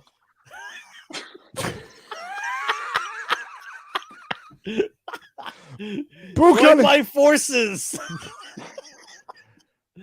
Oh, we're about to lay some pipes. Oh God! Can you imagine? Oh man, if I see Sol Guerrero in a Speedo, it's getting 10 out of 10. I'm telling you right now. Yeah, I can imagine him walking around in a Speedo with like the weird mask thing he wears. Yeah, he's got a nice bun going at the back there. He's got a little bit of that, Bob Marley look, right? And he's just like jamming at the beach. He's got a little bit of grass on the side, right? Just he's got the inhaler thing. There you go. Yeah, he's just filling it up. Yeah, just filling it up. Just having himself a good time. He's got an oxygen mask and a death stick mask. There you go. That's the show I want to see. That's the show I want to see. Yep. Oh man, good times at the beach. This is okay. You know what this show is, and obviously it needs to be much more family friendly. But this is Star Wars: The Wire. I've never seen The Wire, but I heard good things about it. Really? Oh, okay. Yeah, I've heard The really Wire good things is about like it. super brutal. Yeah. But obviously this is Star Wars and it's Disney, so it can't be that. But this is The Wire meets House of Cards in the Star Wars universe. Okay. The Wire was very much like a cop show. Okay, so what do you have to say about what are the Empire? What do you have to say about both of you? I want to hear from you. It's the least watched Star Wars show right now. Yeah. I mean, I'm not telling you this from my no, I know that research. This is what I just heard. I don't know where the information came from. I can dig it up for next episode. I'll dig it up to see if it's actually concrete. But for what I've been hearing for the last 2 weeks, it's the least watched show of all the Star Wars. Now that could be skewed a little bit too because it just came out as well. That's true, and we're not done the whole season, so you know how people like to jump the gun, right, and just get that and sexy also line out there. Yeah, and also it's 12 episodes, so I think maybe a lot of people are willing to binge it, maybe, right? Well, and also too, I know a lot of content creators who are Star Wars fans. After Obi-Wan came out, they were like, "I'm not watching more Star Wars things." Yeah, the bad taste in your mouth kind of thing. Yeah, they're just like, I love Star Wars. I don't want to watch things that I don't like. So I'm not going to watch something that I'm just going to be pissed off at. So I'm not going to watch the next Star Wars thing until it's all over. And I have people who I know and love and respect tell me that it's good. If they tell me, it's fine, I'm going to skip it. And I think that a lot of people are waiting for this all to be over to binge it. Because that's fair. Yeah, that's what I thought too. When I saw that number, I'm like, well, it's not over yet. So hold your horses. And 2, it just came out. And 3, a lot of people want to binge it because it is a long show. So It is this show definitely benefits a binge for sure because there's and that's arguably been my only complaint with the show is just like I want more, which again isn't a bad thing for a show. Mhm. And it's mainly just because we are used to the Netflix everyone's method. been spoiled because of that format. Absolutely 100%. So like if this show came out 10 years ago, we would all have completely different opinions on it, I think. It's a shame Um, that it came out after Obi-Wan. I agree. And you know, it's Mhm. funny that I'm even saying that because if I was, going back in time a year from now and say, "Oh, I hope the Obi-Wan show is better than Andor," people are like, "What are you talking about? Of course it's going to be better than Andor. It's Obi-Wan, you Yeah. retard." And now you look at this and you're like, "Oh my god, like what happened?" Right? Just such a disaster. Well, that's the thing too. We got Book of Boba Fett was like, oh, this is essentially a sequel to one of the best Star Wars things that ever came out. Yeah. Because like There Mandalorian was sort came of a out, filler and then they gap between the teased two it. seasons. Yeah, of they Mando. teased it. They were like, here's Mandalorian 2.5 kind of Yeah. thing. We're like, They even "Wow, said it. Boba They even Fett, said cool. it, right? Yeah. It was like, well, cool. Then it came out and it was just like, that was pretty not good. Yeah. And then it was just like, oh, now we got Obi-Wan. And you're like, fuck, Obi-Wan. Holy shit. And then it came out and you're like, that was ass. And then, then they were like, we're going to make a show about the movie that nobody watched. And you're like, fuck. Well, All right, so that's the thing. That's the thing, too. A lot of people don't watch this because nobody watched Rogue One. That I is also, one of the least watched movies. I refused And to watch again, it. I didn't watch it is until a my year later. favorite. I saw it in theaters and it blew my mind. And I kept telling people, and they're like, "What?" And I was like, "Star Wars. They came out with a new movie." And they're like, "They did?" Nobody knew about it. Nobody cared about it until they watched it, and they're like, "Oh, that was pretty cool." But again, I think it's tough because Star Wars, it either has the hardcore people or the every people, and the every people don't care about people who don't have lightsabers. Yeah. And Like I said, I didn't watch it until a year later. Exactly. And I'm like, hey, this is pretty good. They don't every person doesn't care about the lore and the backstory and the characters, and they don't care about the world of Star Wars because they're just like, this is the Space Wizard movie. This is the space opera. Okay. We'll see some flips and see some ninjas with laser swords. Okay. And then it's like, oh, this one doesn't have it. And they're like, why would I watch it then? It's sad too because for Andor, this is a show that I think real Star Wars fans would really love. But then we're just being given, as you said, we've been given so much crap from Disney recently that the Star Wars fans like some of them will watch it and they'll like it, but then the other ones are like, I don't want to be disappointed again. Yeah, exactly. I don't want to go through that. My heart can only take so much. Exactly, 100%. But I don't know. Did you guys notice as well? I found there was significantly less push for or marketing for this show. I didn't see as many trailers. I didn't see as many interviews. I saw no interviews. Is that Disney showing, tipping their hat, saying, we're just going to throw this out there, and we've already lost, the war, so we'll just throw it out there, and if it sticks, it sticks. Great. I think so, and again, I think it's because again, it's the creator of Rogue One, so I think he's going on a limb, and I think he's pissing off a lot of Disney execs because just with how this show is going and how it is presented and the feel of this show, I know he's saying no to a lot of people. Mm-hmm. And his team is saying fuck you to a lot of fucking higher ups. And I think that they are just like, all right, well, we're going to put the budget towards this or towards that or whatever. So I think there's a lot of fuck yous going around. And I really hope that once this show is done, I mean, they've already greenlit it for a second season. So I think there's enough confidence. Yeah. But I think that's a confidence thing. I think because he already has a proven track record of this story. And again, I've talked about this before, but Jon Favreau and Hey, you got the name right. What's the other guy's name now? I got John Favreau's Oh my name. god, Dave Filoni, man. Dave Filoni. I can only do one. I can only do one. But John Favreau and Dave Filoni, the episodes that they come in to do, because they go, I created these characters, I need to tell their story. Those are the best ones. So this is an entire show of that, of just I created this, I'm going to tell this story, and it is again arguably one of my favorite Star Wars pieces of content. Like so far, I am loving every bit of it. I have no complaints. Speaking of higher ups, we get the dinner scene that you've been wanting so. Exactly. We get and the our dinner boy scenes. Tay Tay, we get to see. That's Nathan in the future. That's Nathan. I've been waiting for that one. That was in the chamber for a while. He had such nice hair too, and it's sad. Yeah, that's you. I also got nice this hair. folding comb. Hell yeah. That's you, right? Wait, there. you don't have one of the switchblade ones? You know, I was considering one of those. Better hit up Amazon, boy. This is handmade. Yeah, I got one of those too. This is a handmade comb. Quite nice. No, I get mine have made wavy from hair. If I let this grow out, I have wavy hair. It'll never. I get mine made from the bristles of the horses from Corellia. I've been ordered by the 616 wife. She said, "Never ever grow your hair out." Elvin, I don't know why, but I can imagine you with. Do you know Matthew McConaughey's current hairstyle? I have that hair. No, I was thinking like Fabio shit. I have that hair. I'll show you a picture of me with the hair. You'll laugh all day long. Anyways, back to the dinner. Tay Tay, the most what's it called? What's that word I'm looking for? The most intriguing man at the dinner. Yep.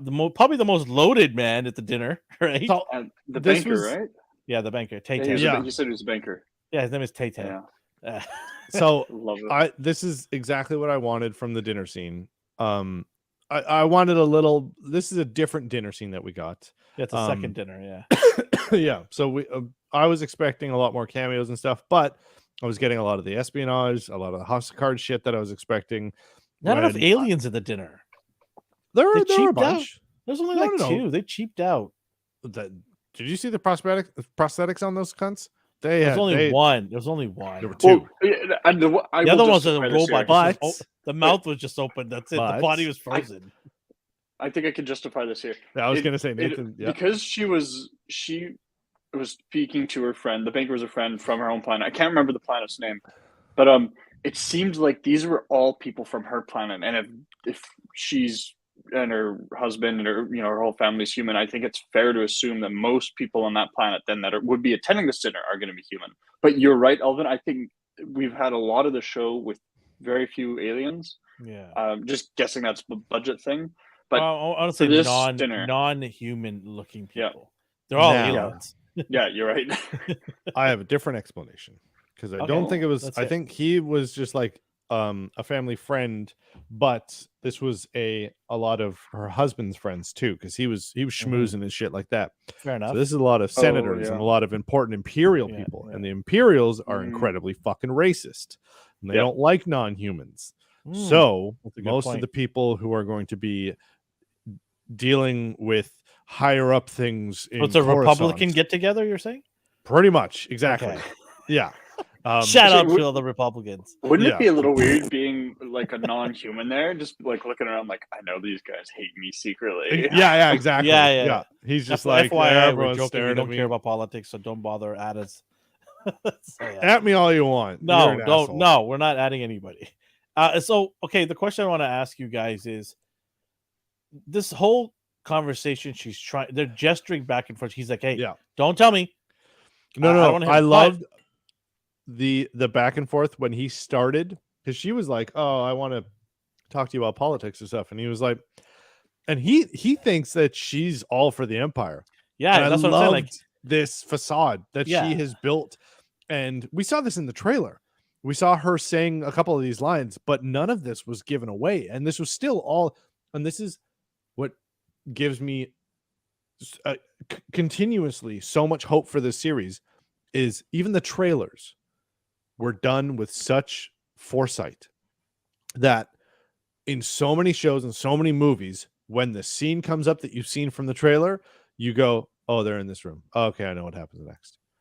In this dinner scene, I was like all the lines that she said where she was like, they see the stone in my hand, they ignore the knife at their throat. I did not see that coming. And when it happened, I was like, ooh, ooh, ooh, cool.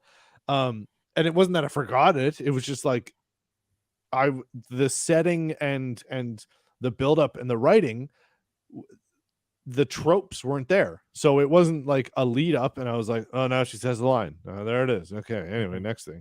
But the fact that, and when they were starting and she was trying to get him into this like private conversation and they're trying to talk about like old times and she was trying to be like, oh, I need to tell you something. Only 3 people in the galaxy know about this. And then she was like, oh, we need to talk about who the other 2.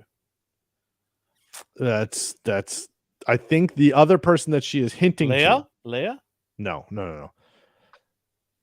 Oh, Leia's too young, probably, right? Is Leia young at this stage? She not too young. She's not. Leia's dad. What's her dad's name? Oh yeah, Bail Organa. So that's he's definitely yeah. Well, that's 2. He's the easy assumption. When How she was like, "Oh, I have." Actually, no. What about G-string Saul? I don't know that they know him yet. I'm just guessing. Yeah, but no, Bail Organa.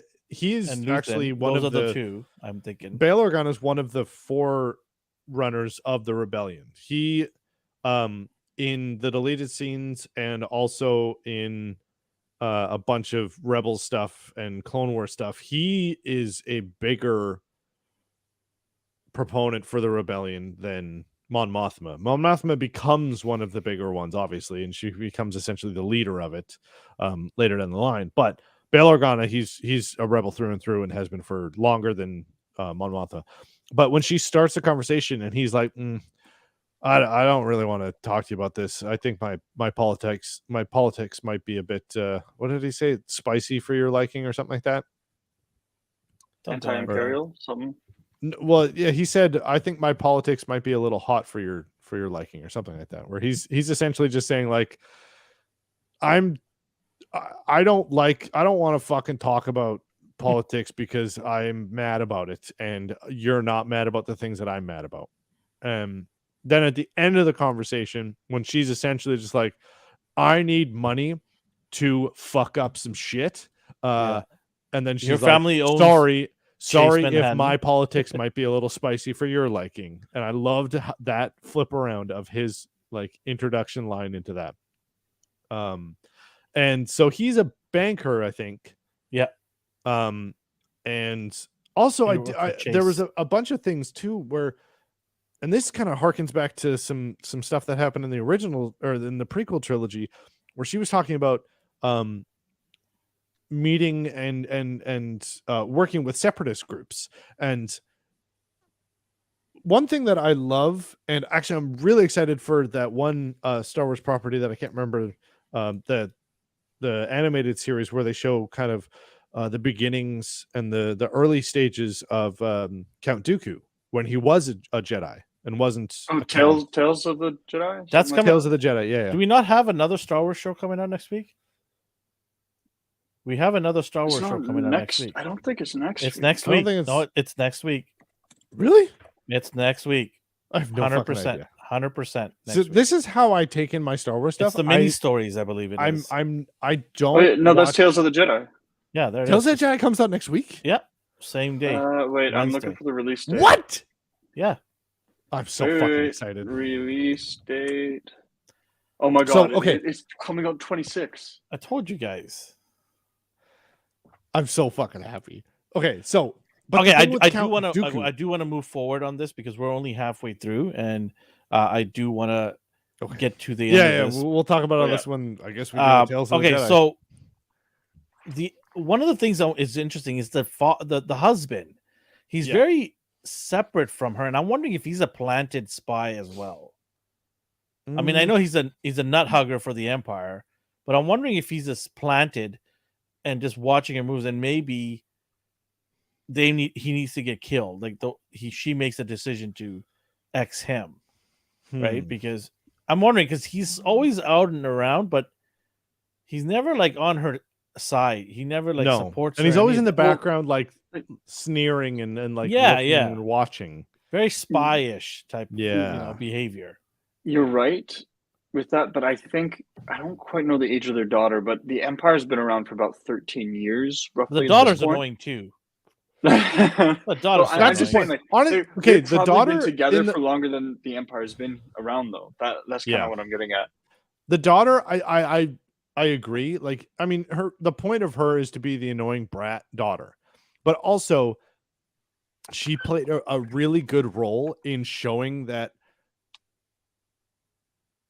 she has destroyed her family life in the benefit or to she's destroyed her family life trying to start this rebellion because her daughter fucking hates her and thinks she's a piece of shit and said a bunch of things like when they were at the dinner table and her daughter was just like, oh, what? And like just said all these quips to her that it was just like, yeah, you're just a fucking narcissist, shitty mom.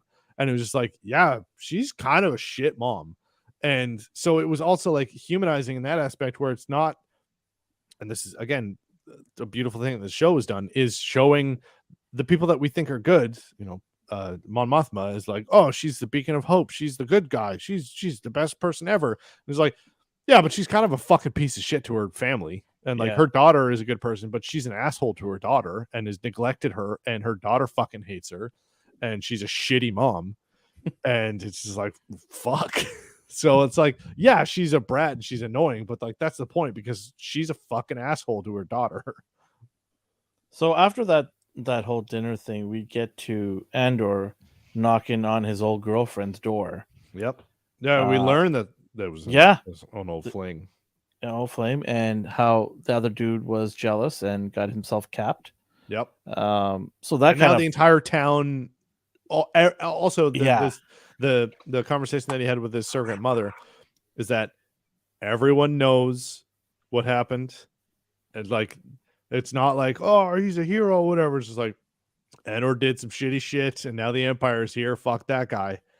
So now the whole town knows what happens, and she's like, you can't hide here. Fucking everyone knows that you did this. Yeah, exactly. And then he meets up with Bix, and it's just like, all right, here's 18 grand that should pay everyone that I owe. And so he has morals. He's a good guy. He pays his debts. Yeah. And then he has PTSD right after. He walks by in the hallway, or he's walking across the streets, and all of a sudden he sees white armor, and he's just like, PTSD kicks in, a really bad traumatic memory hits it, and we finally see why the other dude is not around with his mom anymore. And okay, so this was something, and we've talked about this a bunch. You kept bringing up the fact that there was somebody cast as what was his nickname? Who are we talking about? Andor. What was Andor's nickname during that whole job? Clem. That was his dad's name. Clem was his dad's name. I was saying that. Yes, because Clem was his dad's name. Yeah. And how did Luthen? How did Luthen gave him that name? Oh, Luthen gave him that name, and that's why he's so fucking paranoid. Because he's like, he knows a couple things about him, and then he was just like, "Your name's Clem now," and he's just like, "Oh, fuck." Because you were like, "There's a guy cast in the casting in the IMDb stuff as Clem," and I was like, "Oh, that's weird." Anyway, it must be a stunt double or something. And then I think we learned that earlier, but it didn't click till now.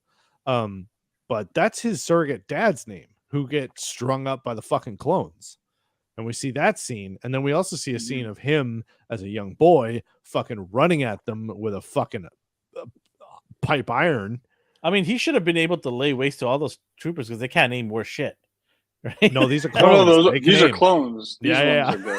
No, the one with the stick. Oh yeah, they are clones. Yeah, they will lay waste to him. These are phase 2, which, by the way, Hasbro just released a Black Series phase 2 clone trooper helmet. Yeah. Oh, yeah. Did you see that? Yes, I did. Yeah, I'm buying that immediately. I had the original one. Go to GameStop. They give you a discount. With like a wait, what? If you go to GameStop and you use my phone number, you'll get a discount for the helmet. You can actually pre-order it on their website right now. Everyone, you can find Elvin's phone number down below.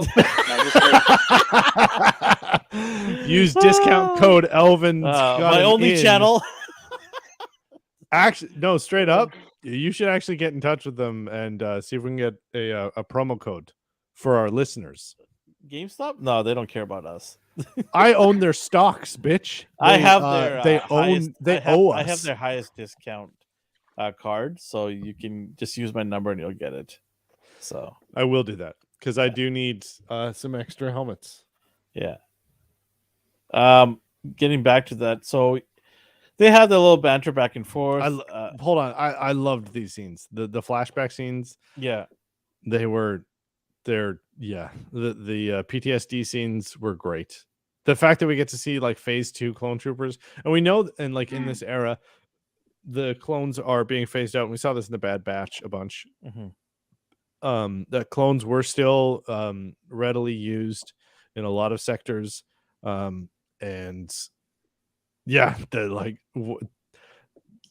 the townsfolk like being like, "Long live the Republic!" and then them throwing stones, and then them just stopping, and then be like, that was "Present pretty arms!" crazy. Yeah, Do some how they scary turned around. shit. Yeah, that's pretty crazy. So he finally gets back home, and this is, we were talking about the beginning where she was all gung ho, but this is actually the scene where she is gung ho. She's certified. No, she's cementing her position now to him in the morning because he thought that she would go and pack and leave with him in the morning, but she's like, "No, I'm staying. That's the end of that.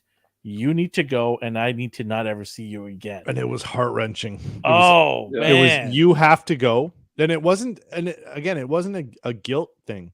It was, and she had this conversation too with him before. She was like, "You have been through so much. You've been fighting this your whole life. You deserve this. Yeah, you need to rest." She said, "You have to go. I can't come with you." Yeah.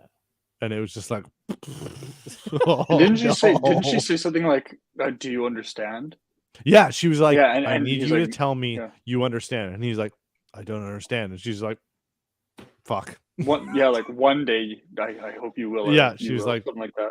That's insane. But that's insane. Yeah, one day you'll understand.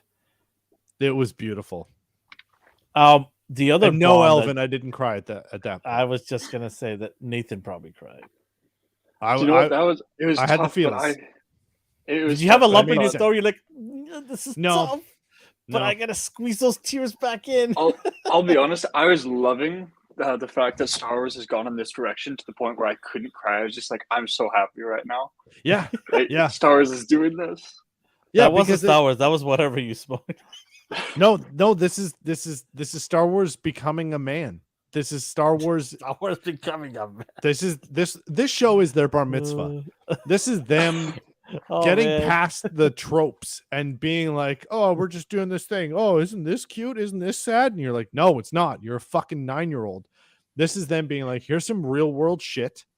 And then when she was like, "You have to go, and I can't come with you," and you're just like, "Yeah, that's how it is." And it wasn't a heart-wrenching, like, "Oh, we're gonna dramatic zoom in." music playing. Yeah, exactly. It wasn't traumatic music. It wasn't this. They were just like, this is how life is. And you're like, "Yeah, okay." And I watched that scene with acceptance, not sorrow, with acceptance. I was like, "Yep, that makes sense." Okay. And then she's just to give her a bad news. She just drops another bomb before he leaves. Yeah. "Oh, your sister? She doesn't exist. They all died." I was like, "Damn, woman, you're savage." Well, I think that is I don't think that they would have put that in there without reason. And I don't think that was her trying to make him give up on something. I think that is her just being like, "You need to relax." Like, just trying to help him be able to fucking rest before the Empire just cuts his fucking head off. Isn't that a little cold, though, to drop that on him before he's heading out the door? Well, she's just like, want to let him have that little bit of she's his just like, she's life. already just like, "I'm not coming with you. You've done your duty here. You have nothing left. You have no more work here. There's no more work here to be done. Go to Cabo, drink your face off, find a pretty Twi'lek girl, and just have some fun, because we're all gonna die. It's gonna be real quick.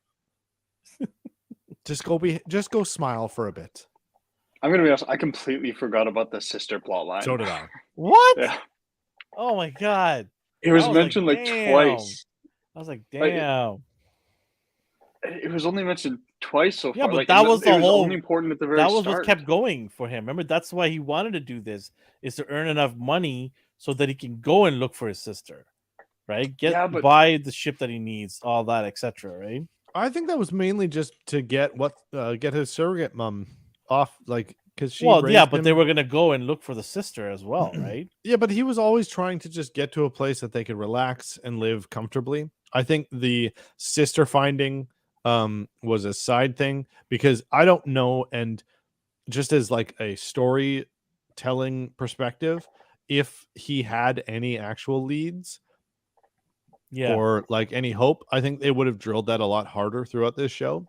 But they just started that out with, he heard that somebody was from this planet at this place. So he went there and then he tried to look for her and it didn't work out, and then shit hit the fan. So I think that was his only lead. And that could have just been a rumor or whatever. So I honestly, I don't think they're going to go too much more into that, because Yeah. him trying to find that kind of spurred the shit show that has become his life at this point. So after this scene, we already talked about the next two scenes. We talked about the big meeting that they had, and Deidre convinces her boss. The boss says, "Come walk with me," and he's like, Yeah, watch your back. watch your back. I loved that. Yeah.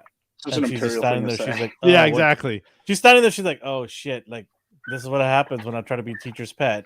Well, No, I think she's not a teacher's pet. I think she's good at her job, and she actually wants to be good. she at her is job. what the Imperials, But she's and also what the kissing Sith, his ass a little bit too.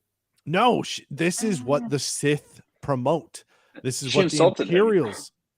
No, she didn't insult him. No, well, not intentionally, but like No, it could easily be looked at as an insult from anyone else in the room. Sure, but what she said was just like, because he called her out. 'Cause she was just like, and she was calling out what's his name first. And she was like, he was like, oh, that's not Glenn. That's We'll not just your call him jurisdiction. Glenn. Yeah, He Steve. looks like a Glenn. Glenn. He was like, oh, well, that's not your district. I own. Shut this up, planet. Glenn. And then she was like, do you think the rebels give a shit about the lines that we draw on a map? And then her boss was just like, I drew those lines. Do you think that my work is not important? And then she was just like, fuck. That was such a dumb line too for the boss to say that though. No. Because Yeah, it was. It he was such a knows terrible that line. she's. No boss is gonna he admit that knows stupidity right there. This I is think he not drew how that the line. normal- I I look stupid too. Like that's I such a think dumb he was line. I think he was kind of challenging her to see if she'd Yeah. hold her ground no, or I if she'd back exactly. off. I think this And is sort of that's- prompting no. the only female in the room. That's what I think. No, That's this all is what it is. the- That's what I her saw it character- as. Her character's good though, unlike a lot of Yeah, of course, crappy- because they want the her- only female in the room to be better than everybody in that No, room. that's which is not what all I mean. men. I mean, like, I actually think that she's a good character because, unlike a lot of other, like, She-Hulk or whatever, she's or so just- annoying. I find her annoying. Oh my god. I hate that character. I like her a lot. I think Deidre's she's the a good best. No, character. Okay. I Because, like, so cannot stand often- Deidre. I cannot. So stand often, like Deidre. Ray, we just are given, like with Ray, like we're just given a character who just is good at everything, is really powerful, no good reason for it, and then, you just have to accept it. But with her, she's like, no, I'm a hard worker. I'm gonna dig. I might get in trouble. But she's not I'm- the hard worker. She's getting Yes, other she people to do is. the work. Well, No, when you're at that high she's position, you have doing to. the work, and they're getting mad at her because they're stepping I haven't on her seen her toes. do any work. She's What work has found she done? all of the. She's She's found leading the all of investigation. the. The guy in the She's- room that was looking at tablets was I'm gonna the fucking assistant. kill you. And then the other guy, right? She tells her to do work, so she's not doing any work. She's a She's manager. the worst character in the show. Period. Oh my god. Serial is Oh, then better you're than her. outnumbered here. There's Okay. two That's of us. fine. I stand Okay. by and die by my sword. Yeah, you can take your plastic sword out of here. Plastic, bitch. Fuck Oh. you. Yeah, I'll get the He-Man sword. Take care of that. I got I the think my- master sword. I think I win. Okay. I think my lightsaber's in my closet. The battery's probably not even there in there. Oh, my battery's dead. Fuck you. Ah! Okay. Anyways, back to the show. So No. Fuck you. uh, I'm baby we're Deidre talking about this. gets Deirdre. put on a pedestal No. because she's perfect and awesome. Oh my What God, else is new Elvin? with Jesus Walt Christ. Disney? Okay. No, We and just skipped then the scene. Let's Elvin, move on shut to the the fuck next up. one. No, Elvin, shut the fuck up. She had a talking to by her superior and told you her call that a she needs talking to work harder because she's a woman. This is the Imperial. This is the Mhm. Empire. They don't like aliens or women. So he is like, your eyes are on you harder because you are here. And she was like, okay. He was like, that's why you need to come to me with concrete evidence. She found the evidence. She got the dots that she connected and then came to him. And then he is not giving her special treatment because he is calling her out. If he was giving her special treatment, she would be like, oh, these do you think they give a shit about these lines that we drew in the sand of these planets? If he was giving her special treatment, he would have been like, oh, that's a good point. But instead, he calls her out in front of all of these fucking officials, being If like, that's what you call calling out, then sure. But All right, let's go on to the next scene. Let's I go to the disagree. next this is scene. calling her out. It's saying, I drew those so- lines. And then she just like hard stares him and goes like, our methods either die or they get improved. And he's just like, all right, you stood your ground. All right. And then she's like, I have evidence. Here's all the proof. Here's this and there's this. They're ordering this. They're stealing this. They're stealing this. I have evidence that they're stealing this. And he goes, okay. And then she goes, boop, boop, boop. And then they probably all have it on their PDF, boop, boop, their fucking okay. tablets. And now they have all of the paperwork. Yes, I can't wait do for her to agree. die. Hopefully, she doesn't make it to season 2. No, She's not gonna gonna die. die. They're not going to kill her off. She's she's- far away from the action. Okay, now There's we're no- in Cabo now, which is way better. Cabo is great. It's beautiful. And we talked about this part where he's walking on the beach and he gets caught and he's 6 years in the slammer now. And then the show goes back to our boy Serial in his cubicle, surrounded by hundreds of other cubicles. Yep. And he's just staring at the camera going, fuck my life. And this is where I think he goes off the rails and something explodes. Or- They even get the Star Wars ties and everything. I Oh, love yeah. the ties, the clip-on ties that they had. Oh man, he's They were- not loving life right now. The costume design in this was so good. The fact that his manager or supervisor or whatever had a tie, but it didn't look like a tie, and it was just Star Wars enough that it implied what he was wearing, that it's a clip-on tie, and it kind of gave that subconscious thought when you saw his costume. You were like, yeah, it's the fucking type of guy who wears a clip-on tie, but it doesn't look like a clip-on tie. It's a Star Wars clip-on tie. And you're like, that's a space. This is a It's stripe. available at the Disney Well, it's a store. You can go stripe check it out. with like a little thing of metal around it. Yeah. yeah, And Yeah. it was just like, that is an amazing design choice that you It's cool, can yeah. see that, and you're not familiar with it. That's not a normal that's not a normal accessory that you're used to, but you see that and you go, I understand what type of person he is. And you go, that's a motherfucker with a clip-on tie who works in an office building. And you go, yeah, I know what kind of asshole that he is. It is so Okay. well done. So that was the end of the show. Yeah. What do you guys give it out of 10? I'm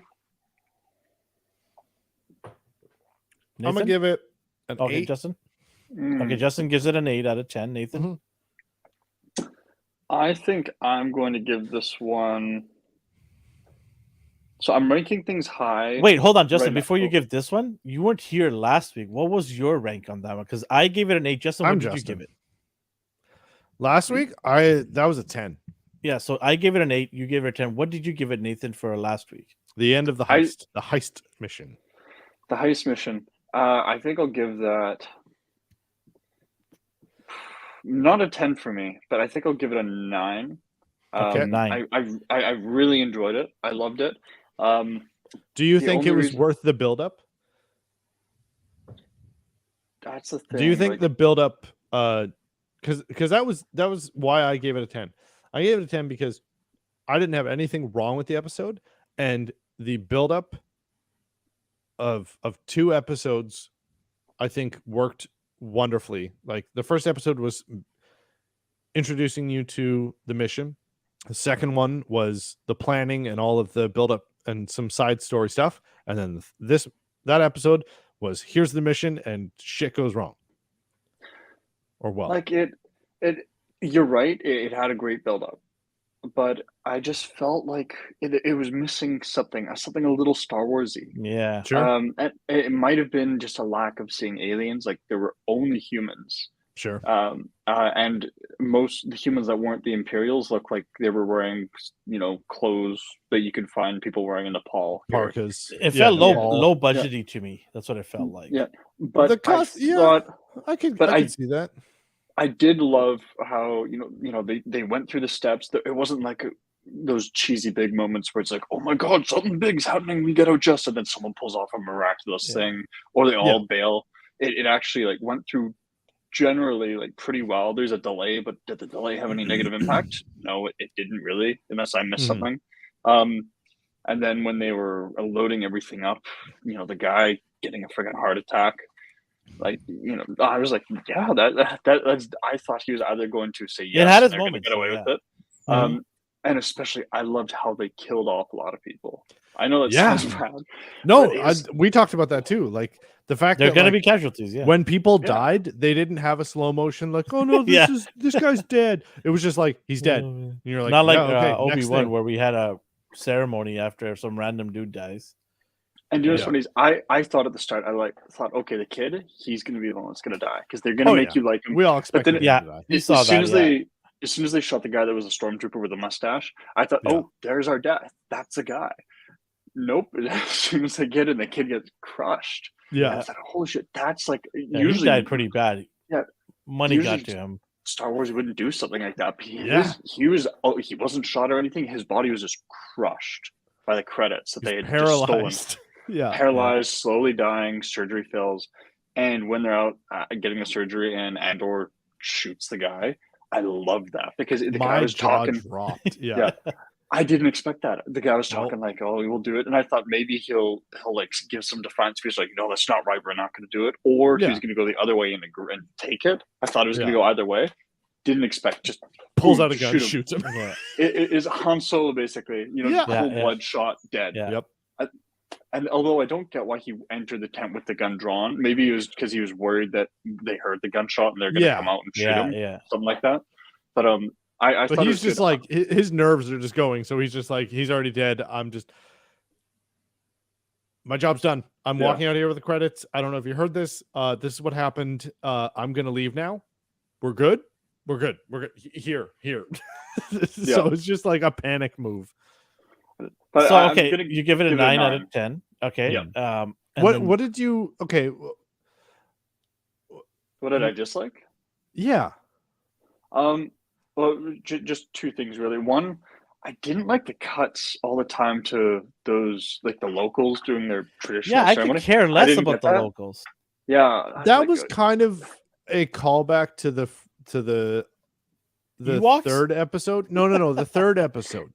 I kind of caught that as a callback to the third episode where when the first meeting with Luthen was happening and all the locals on Ferrix were beating the wind chimes or whatever to intimidate the troops that were coming in. So it was kind of similar to that. So it was I felt that it referenced that because it was the third episode and the sixth episodes, they kind of rhymed where shit was happening and there was an action scene or whatever, and then the locals were doing a thing that was distracting them and trying to intimidate them. So it was kind of a reference to that. But I do agree that there was a couple times where it was a bit superfluous. Where then how'd you give it a 10 out of 10 then? No, I'm just saying in retrospect, I can see where he's coming from. Because I watched it back to back. I watched it and then I watched it again, and there was nothing that bothered me. That's why I gave it for me though is when they're chanting, I thought I can see what you mean. I thought something was going to happen. I thought maybe they're going to attack the Empire. maybe because this is supposed to be kind of the start of the rebellion, maybe they're going to get involved and fight because they're getting angry at the Imperial officers. They're like saying shit back to them. They burned the ghost skin. I assumed that was not a friendly thing that they did, and then it looked like he was getting all upset. So when that build up, in my eyes, I thought it was a build up to them about to attack with their sticks, and nothing happened. I'm like, why did we see this? So there's that. That's one reason why I score it lower. The other one is I just felt like it was missing that kind of Star Warsy that you get from Aliens, and so I get it. This is not that kind of show, but I just felt like it was missing a little something. But I give it a 9 out of 10. That's one of the highest scores I've given anything. But in fairness, I'm comparing it to like Book of Boba and the Obi-Wan Kenobi show. Yeah. But you know, I really enjoyed it. Really good. Liked it a lot. Yep. Okay, what about this episode? What would you give it?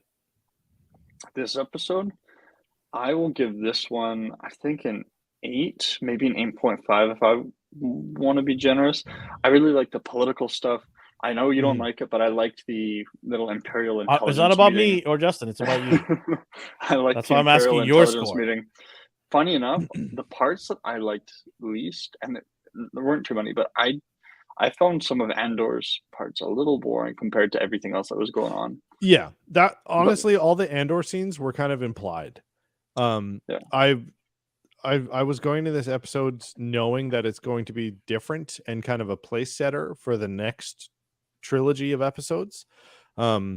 So like whenever Andor showed up and when he went to his surrogate mother, I was kind of like, I kind of already know what, like there was again still some beautiful moments.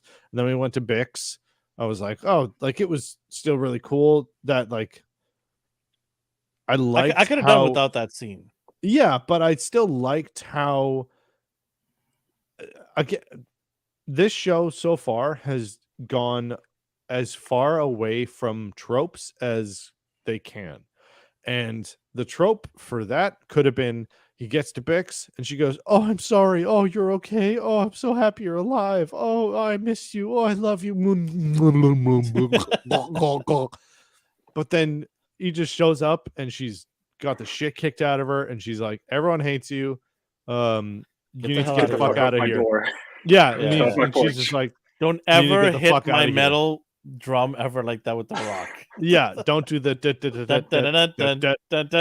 yeah. And then she's just like, nah, get the fuck out of here. You ain't safe. And he's like, all right, you don't gotta worry about me, bitch. And she's like, all right, cool, peace. So again, it's nice to see some like realism. Like, sure, she cares for Andor, and yes, the fucking Scouser. Oh no, was he Scouts? No, anyway. The Scouts, mech. Boy Scouts. No, I meant like Scouts as in okay. Liverpudlian. So you give it 8.5. Yeah. Justin, what did you give it? Wait, I'm gonna change mine to an 8.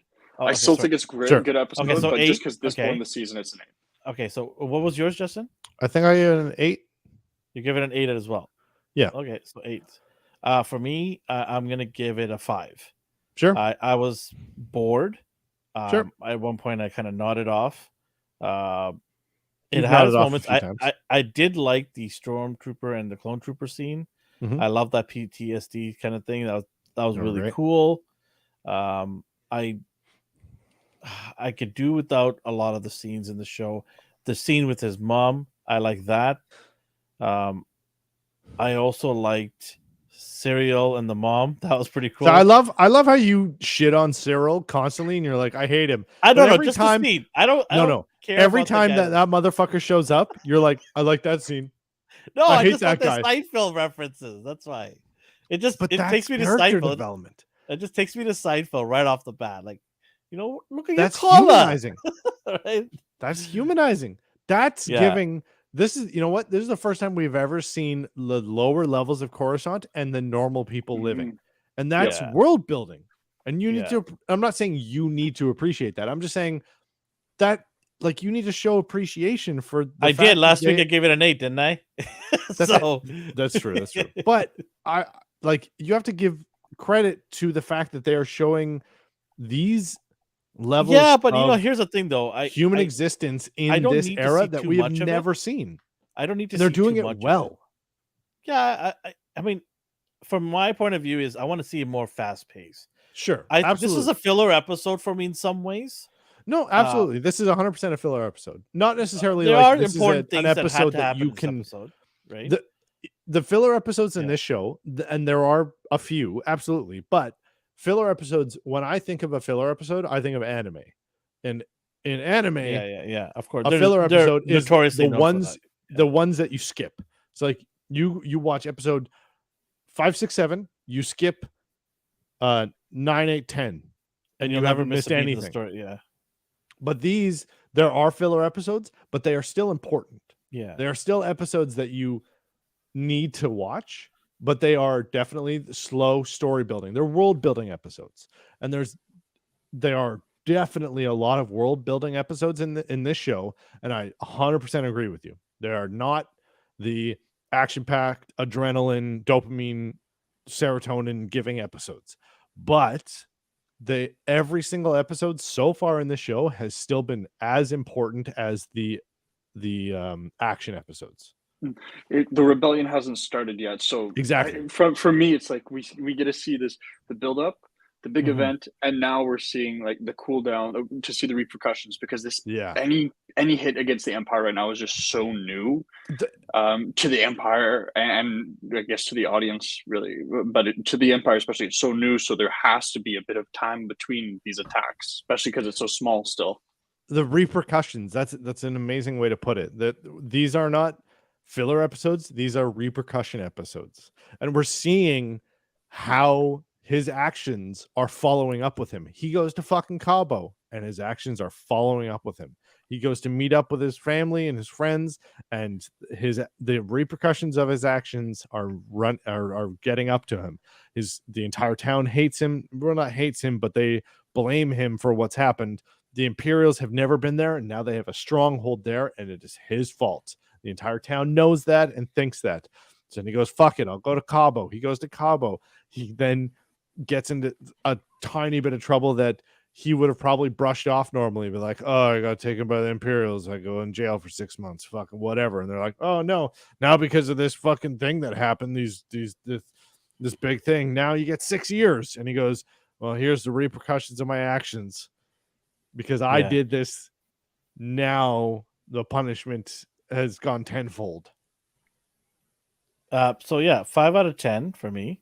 I hope Deidre dies a very painful death, and I rejoice. hope she prospers. And I'm does really concerned about wonderfully season 2 because in I don't think spite I of need you. to see season 2. I wish they kind of wrap it up in season 1, be done with. I am getting a little bit tired of prequels, not just Star Wars. I'm talking about in general. There's so many prequels I everywhere, agree. right? Like everywhere you look, it's prequel after prequel. It is cool in some aspects, but then it gets stale for me. Like I want to see fresh, new ideas coming through. I agree. New stuff that pushes our beloved franchises, whatever, there's many that I love, forward, right? I 100% agree. I am in the exact same mindset. I don't want to see prequels, but it kind of concerns me. It's like I think they don't know what to do now. Well, with this show, like Disney Star Wars, I think they're stuck in a rut here. Disney Star Wars absolutely is, but that's the thing. Andor is not Disney Star Wars. This is Andor. This is Rogue One, and introduced a badass, super cool character, and then we're like, oh wait, we could tell more stories of this guy. But the first time they introduced him, he fucking dies. So they can't go up from that. They have to go. Well, they can only go back. So when they were like, we're doing an Andor is this show even necessary though? Absolutely. Well, because I like they this. introduced Andor, and I was like, this can guy's you fucking cool. Can you not watch this show and be okay with everything that's done in Star Wars? Well, personally, I found I keep saying nitty gritty because to me that's kind of what Star Wars is. When you look at episodes 4, 5, and 6, you see that. You see Han Solo just shooting someone in cold blood until they changed it. You see people's arms getting cut off in cantinas. You see all this, like, really not dark, but kind of like isn't Andor another version of Han Solo? No, no. he's not as charismatic, and I don't think he's Exactly. trying to be. He's just a guy trying to make his way. I don't know. in the He's galaxy. doing pretty good in Cabo. But No, that's money. For me, That's though- money talking. for me, though, We don't know. I've wanted in Star Wars. I've wanted for so long to see this nitty gritty side of it. Yeah. And the Mandalorian gave me a bit of that, but Mhm. it soon, and I'm not upset about it. I still loved it, but it soon turned into a search for Jedi. You know, Sure. it kind of deviated It's a bit from turned that, which is into okay. But that's a what search for sells justice. It does Yeah. sell that. Like you Yeah. have to. Absolutely. And it no was matter good. any way you go slice it, the Jedi's rule this mythos. Right? And like, I'm not complaining about it for the Mandalorian. I liked it. Season Yeah. 2 was good, not as good as the first, but season 2 was good. But then when it came to the Book of Boba, I thought, okay, this is really when we're going to get into we're that gonna get nitty the gritty Star Wars. underbelly. Didn't really. You did not get Um, anything close to that. Yeah. The only belly you got was of Jabba. So now, You got in nothing. my opinion, I think we're now finally getting And that. Dad Even though bod. it's not like the underbelly in terms of like the criminal side of it. It's the rebellion, which is still kind of in a criminal stage. Yeah. But we're not getting any vicious villains, though.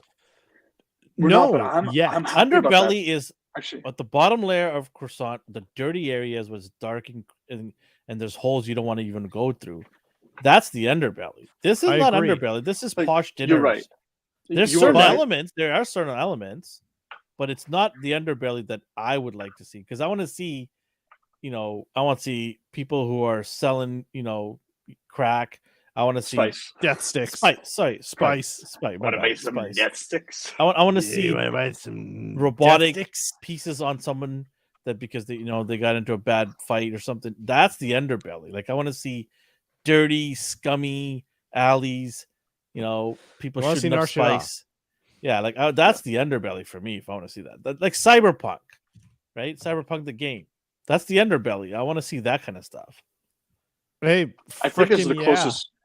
Sup? We're Welcome. we're talking about Star Wars. Yes. Go subscribe to our YouTube channel. We talk about all But- this cool stuff. Also, thanks for watching us on Twitch. Nobody Yes. does that. Lots of love. Lots of love for you.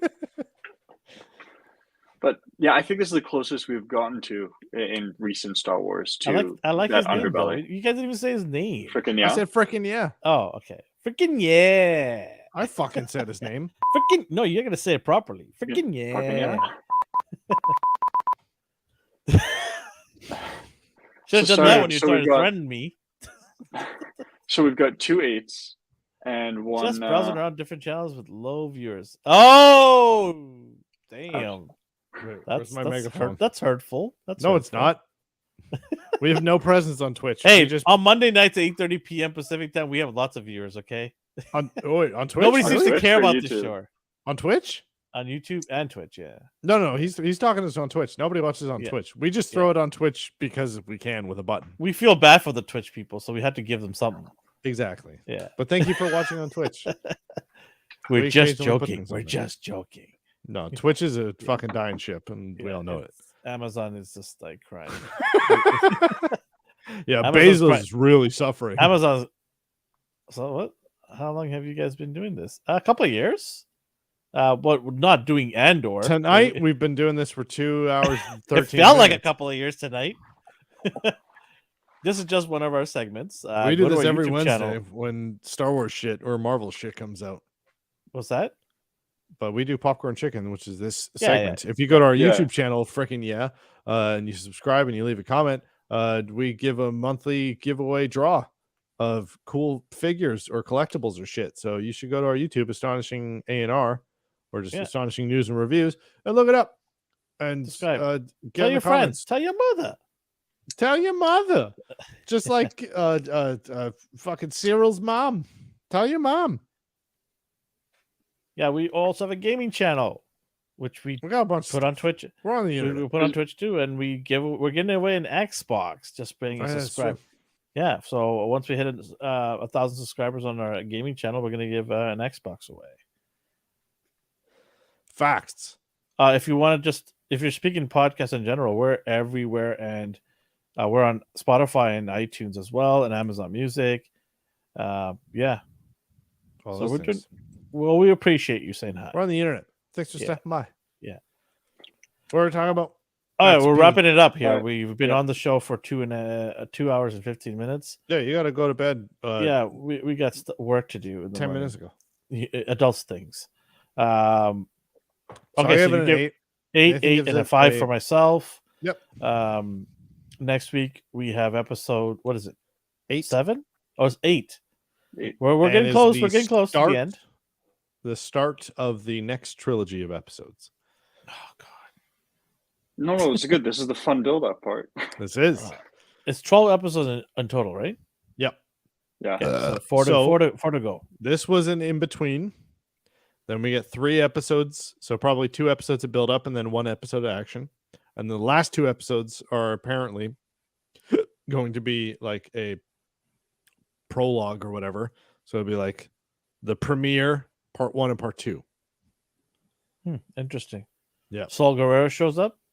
Oh, he absolutely does. And we get to see that cool motherfucker with the tubes. He looks like Keldorian, but he's not. What's his name? Speedo or no Speedo? Probably no Speedo. Okay, that kind of sucks. All right, I'll be fine. Andor. Every Wednesday, we are here at 9:45 p.m. Pacific time. 45. Doing a breakdown. Nathan, you gonna be here next week? Yeah, I think I will. I don't All right. have anything. Yeah. As Yeah, long as we're You starting. don't at have 9:45. anything. 2 You don't episodes have in a row. We get. Well, I naked? mean, yeah, I know. Do you know what? I think I can't remember. I've got a reading break coming up, and on that week, the episode that we do, I think the show will still be going on then. We won't have reached episode 12. Do you guys know Sabak? Yes. I've got a Sabak They kit. Get like the cards I and think everything. what I think is one of these days we need to come and do an episode in the studio. That's what it would be. So we'd play Sabak, which is the Star Wars gambling game. This We guy. It's that's This not guy Sabak. shows up. That's No. he No. shows up. He shows up. Um, Anyway. Sabak. Sabak's They were the- playing Sabak in episode 6. The troopers. I don't know. Those look like hex cubes, though. Hex cards. Sabak is No. more like a coffin. By the way, Nathan, did you notice the holocron in the back? I noticed, like behind you guys. no, right now? not in the show. At his, you were there for that. Yeah. episode. I you were there remember for that. Okay. I thought just one of you wanna guys know. bought one, and I was like, what? No. You have a holo? Okay. Anything else before we sign off? No. We're No, I good. think we're good. We're good. All right. Apparently, they were playing Sabak. There Oh, you was that supposed to be Sabak? Allegedly. It's a different version. An Wait, older version. who's saying because there are different versions of Sabak, but they There weren't are. calling out the regular things you call out when you get Sabak when you play Sabak. So Sabak is essentially blackjack, right? Yeah, it kind of is, but you're trying to get to 0. What's the other So one? you, in Star Wars, Yeah. I It think starts it with starts with a G, doesn't it? I can't remember. Star Wars card games. That's not going to pull up anything. Oh, wait. So there's. Okay. So there's Baccarat. Wait. Oh yeah, Baccarat. There's Baccarat. Baccarat's a real world thing, isn't it? No. Sorry, yeah, that's a real world one. There's Hollow. No, Chess, but which that is a Star Wars one. No. Dejarik, Dejarik. That's the space chess one, I think. Oh, yeah. Pazak. Pazak. That's what I'm thinking of. Pazak. That one you're trying to get closer to 20, but Okay, that one's blackjack. Pazak is Yep. is blackjack. Yeah. But essentially, Sabak is nearly identical to not nearly identical. It's very similar to blackjack, except you've got cards that are plus and minus, like a certain amount. Was that and the you're one just you trying played to- in KOTOR? With the red and blue card?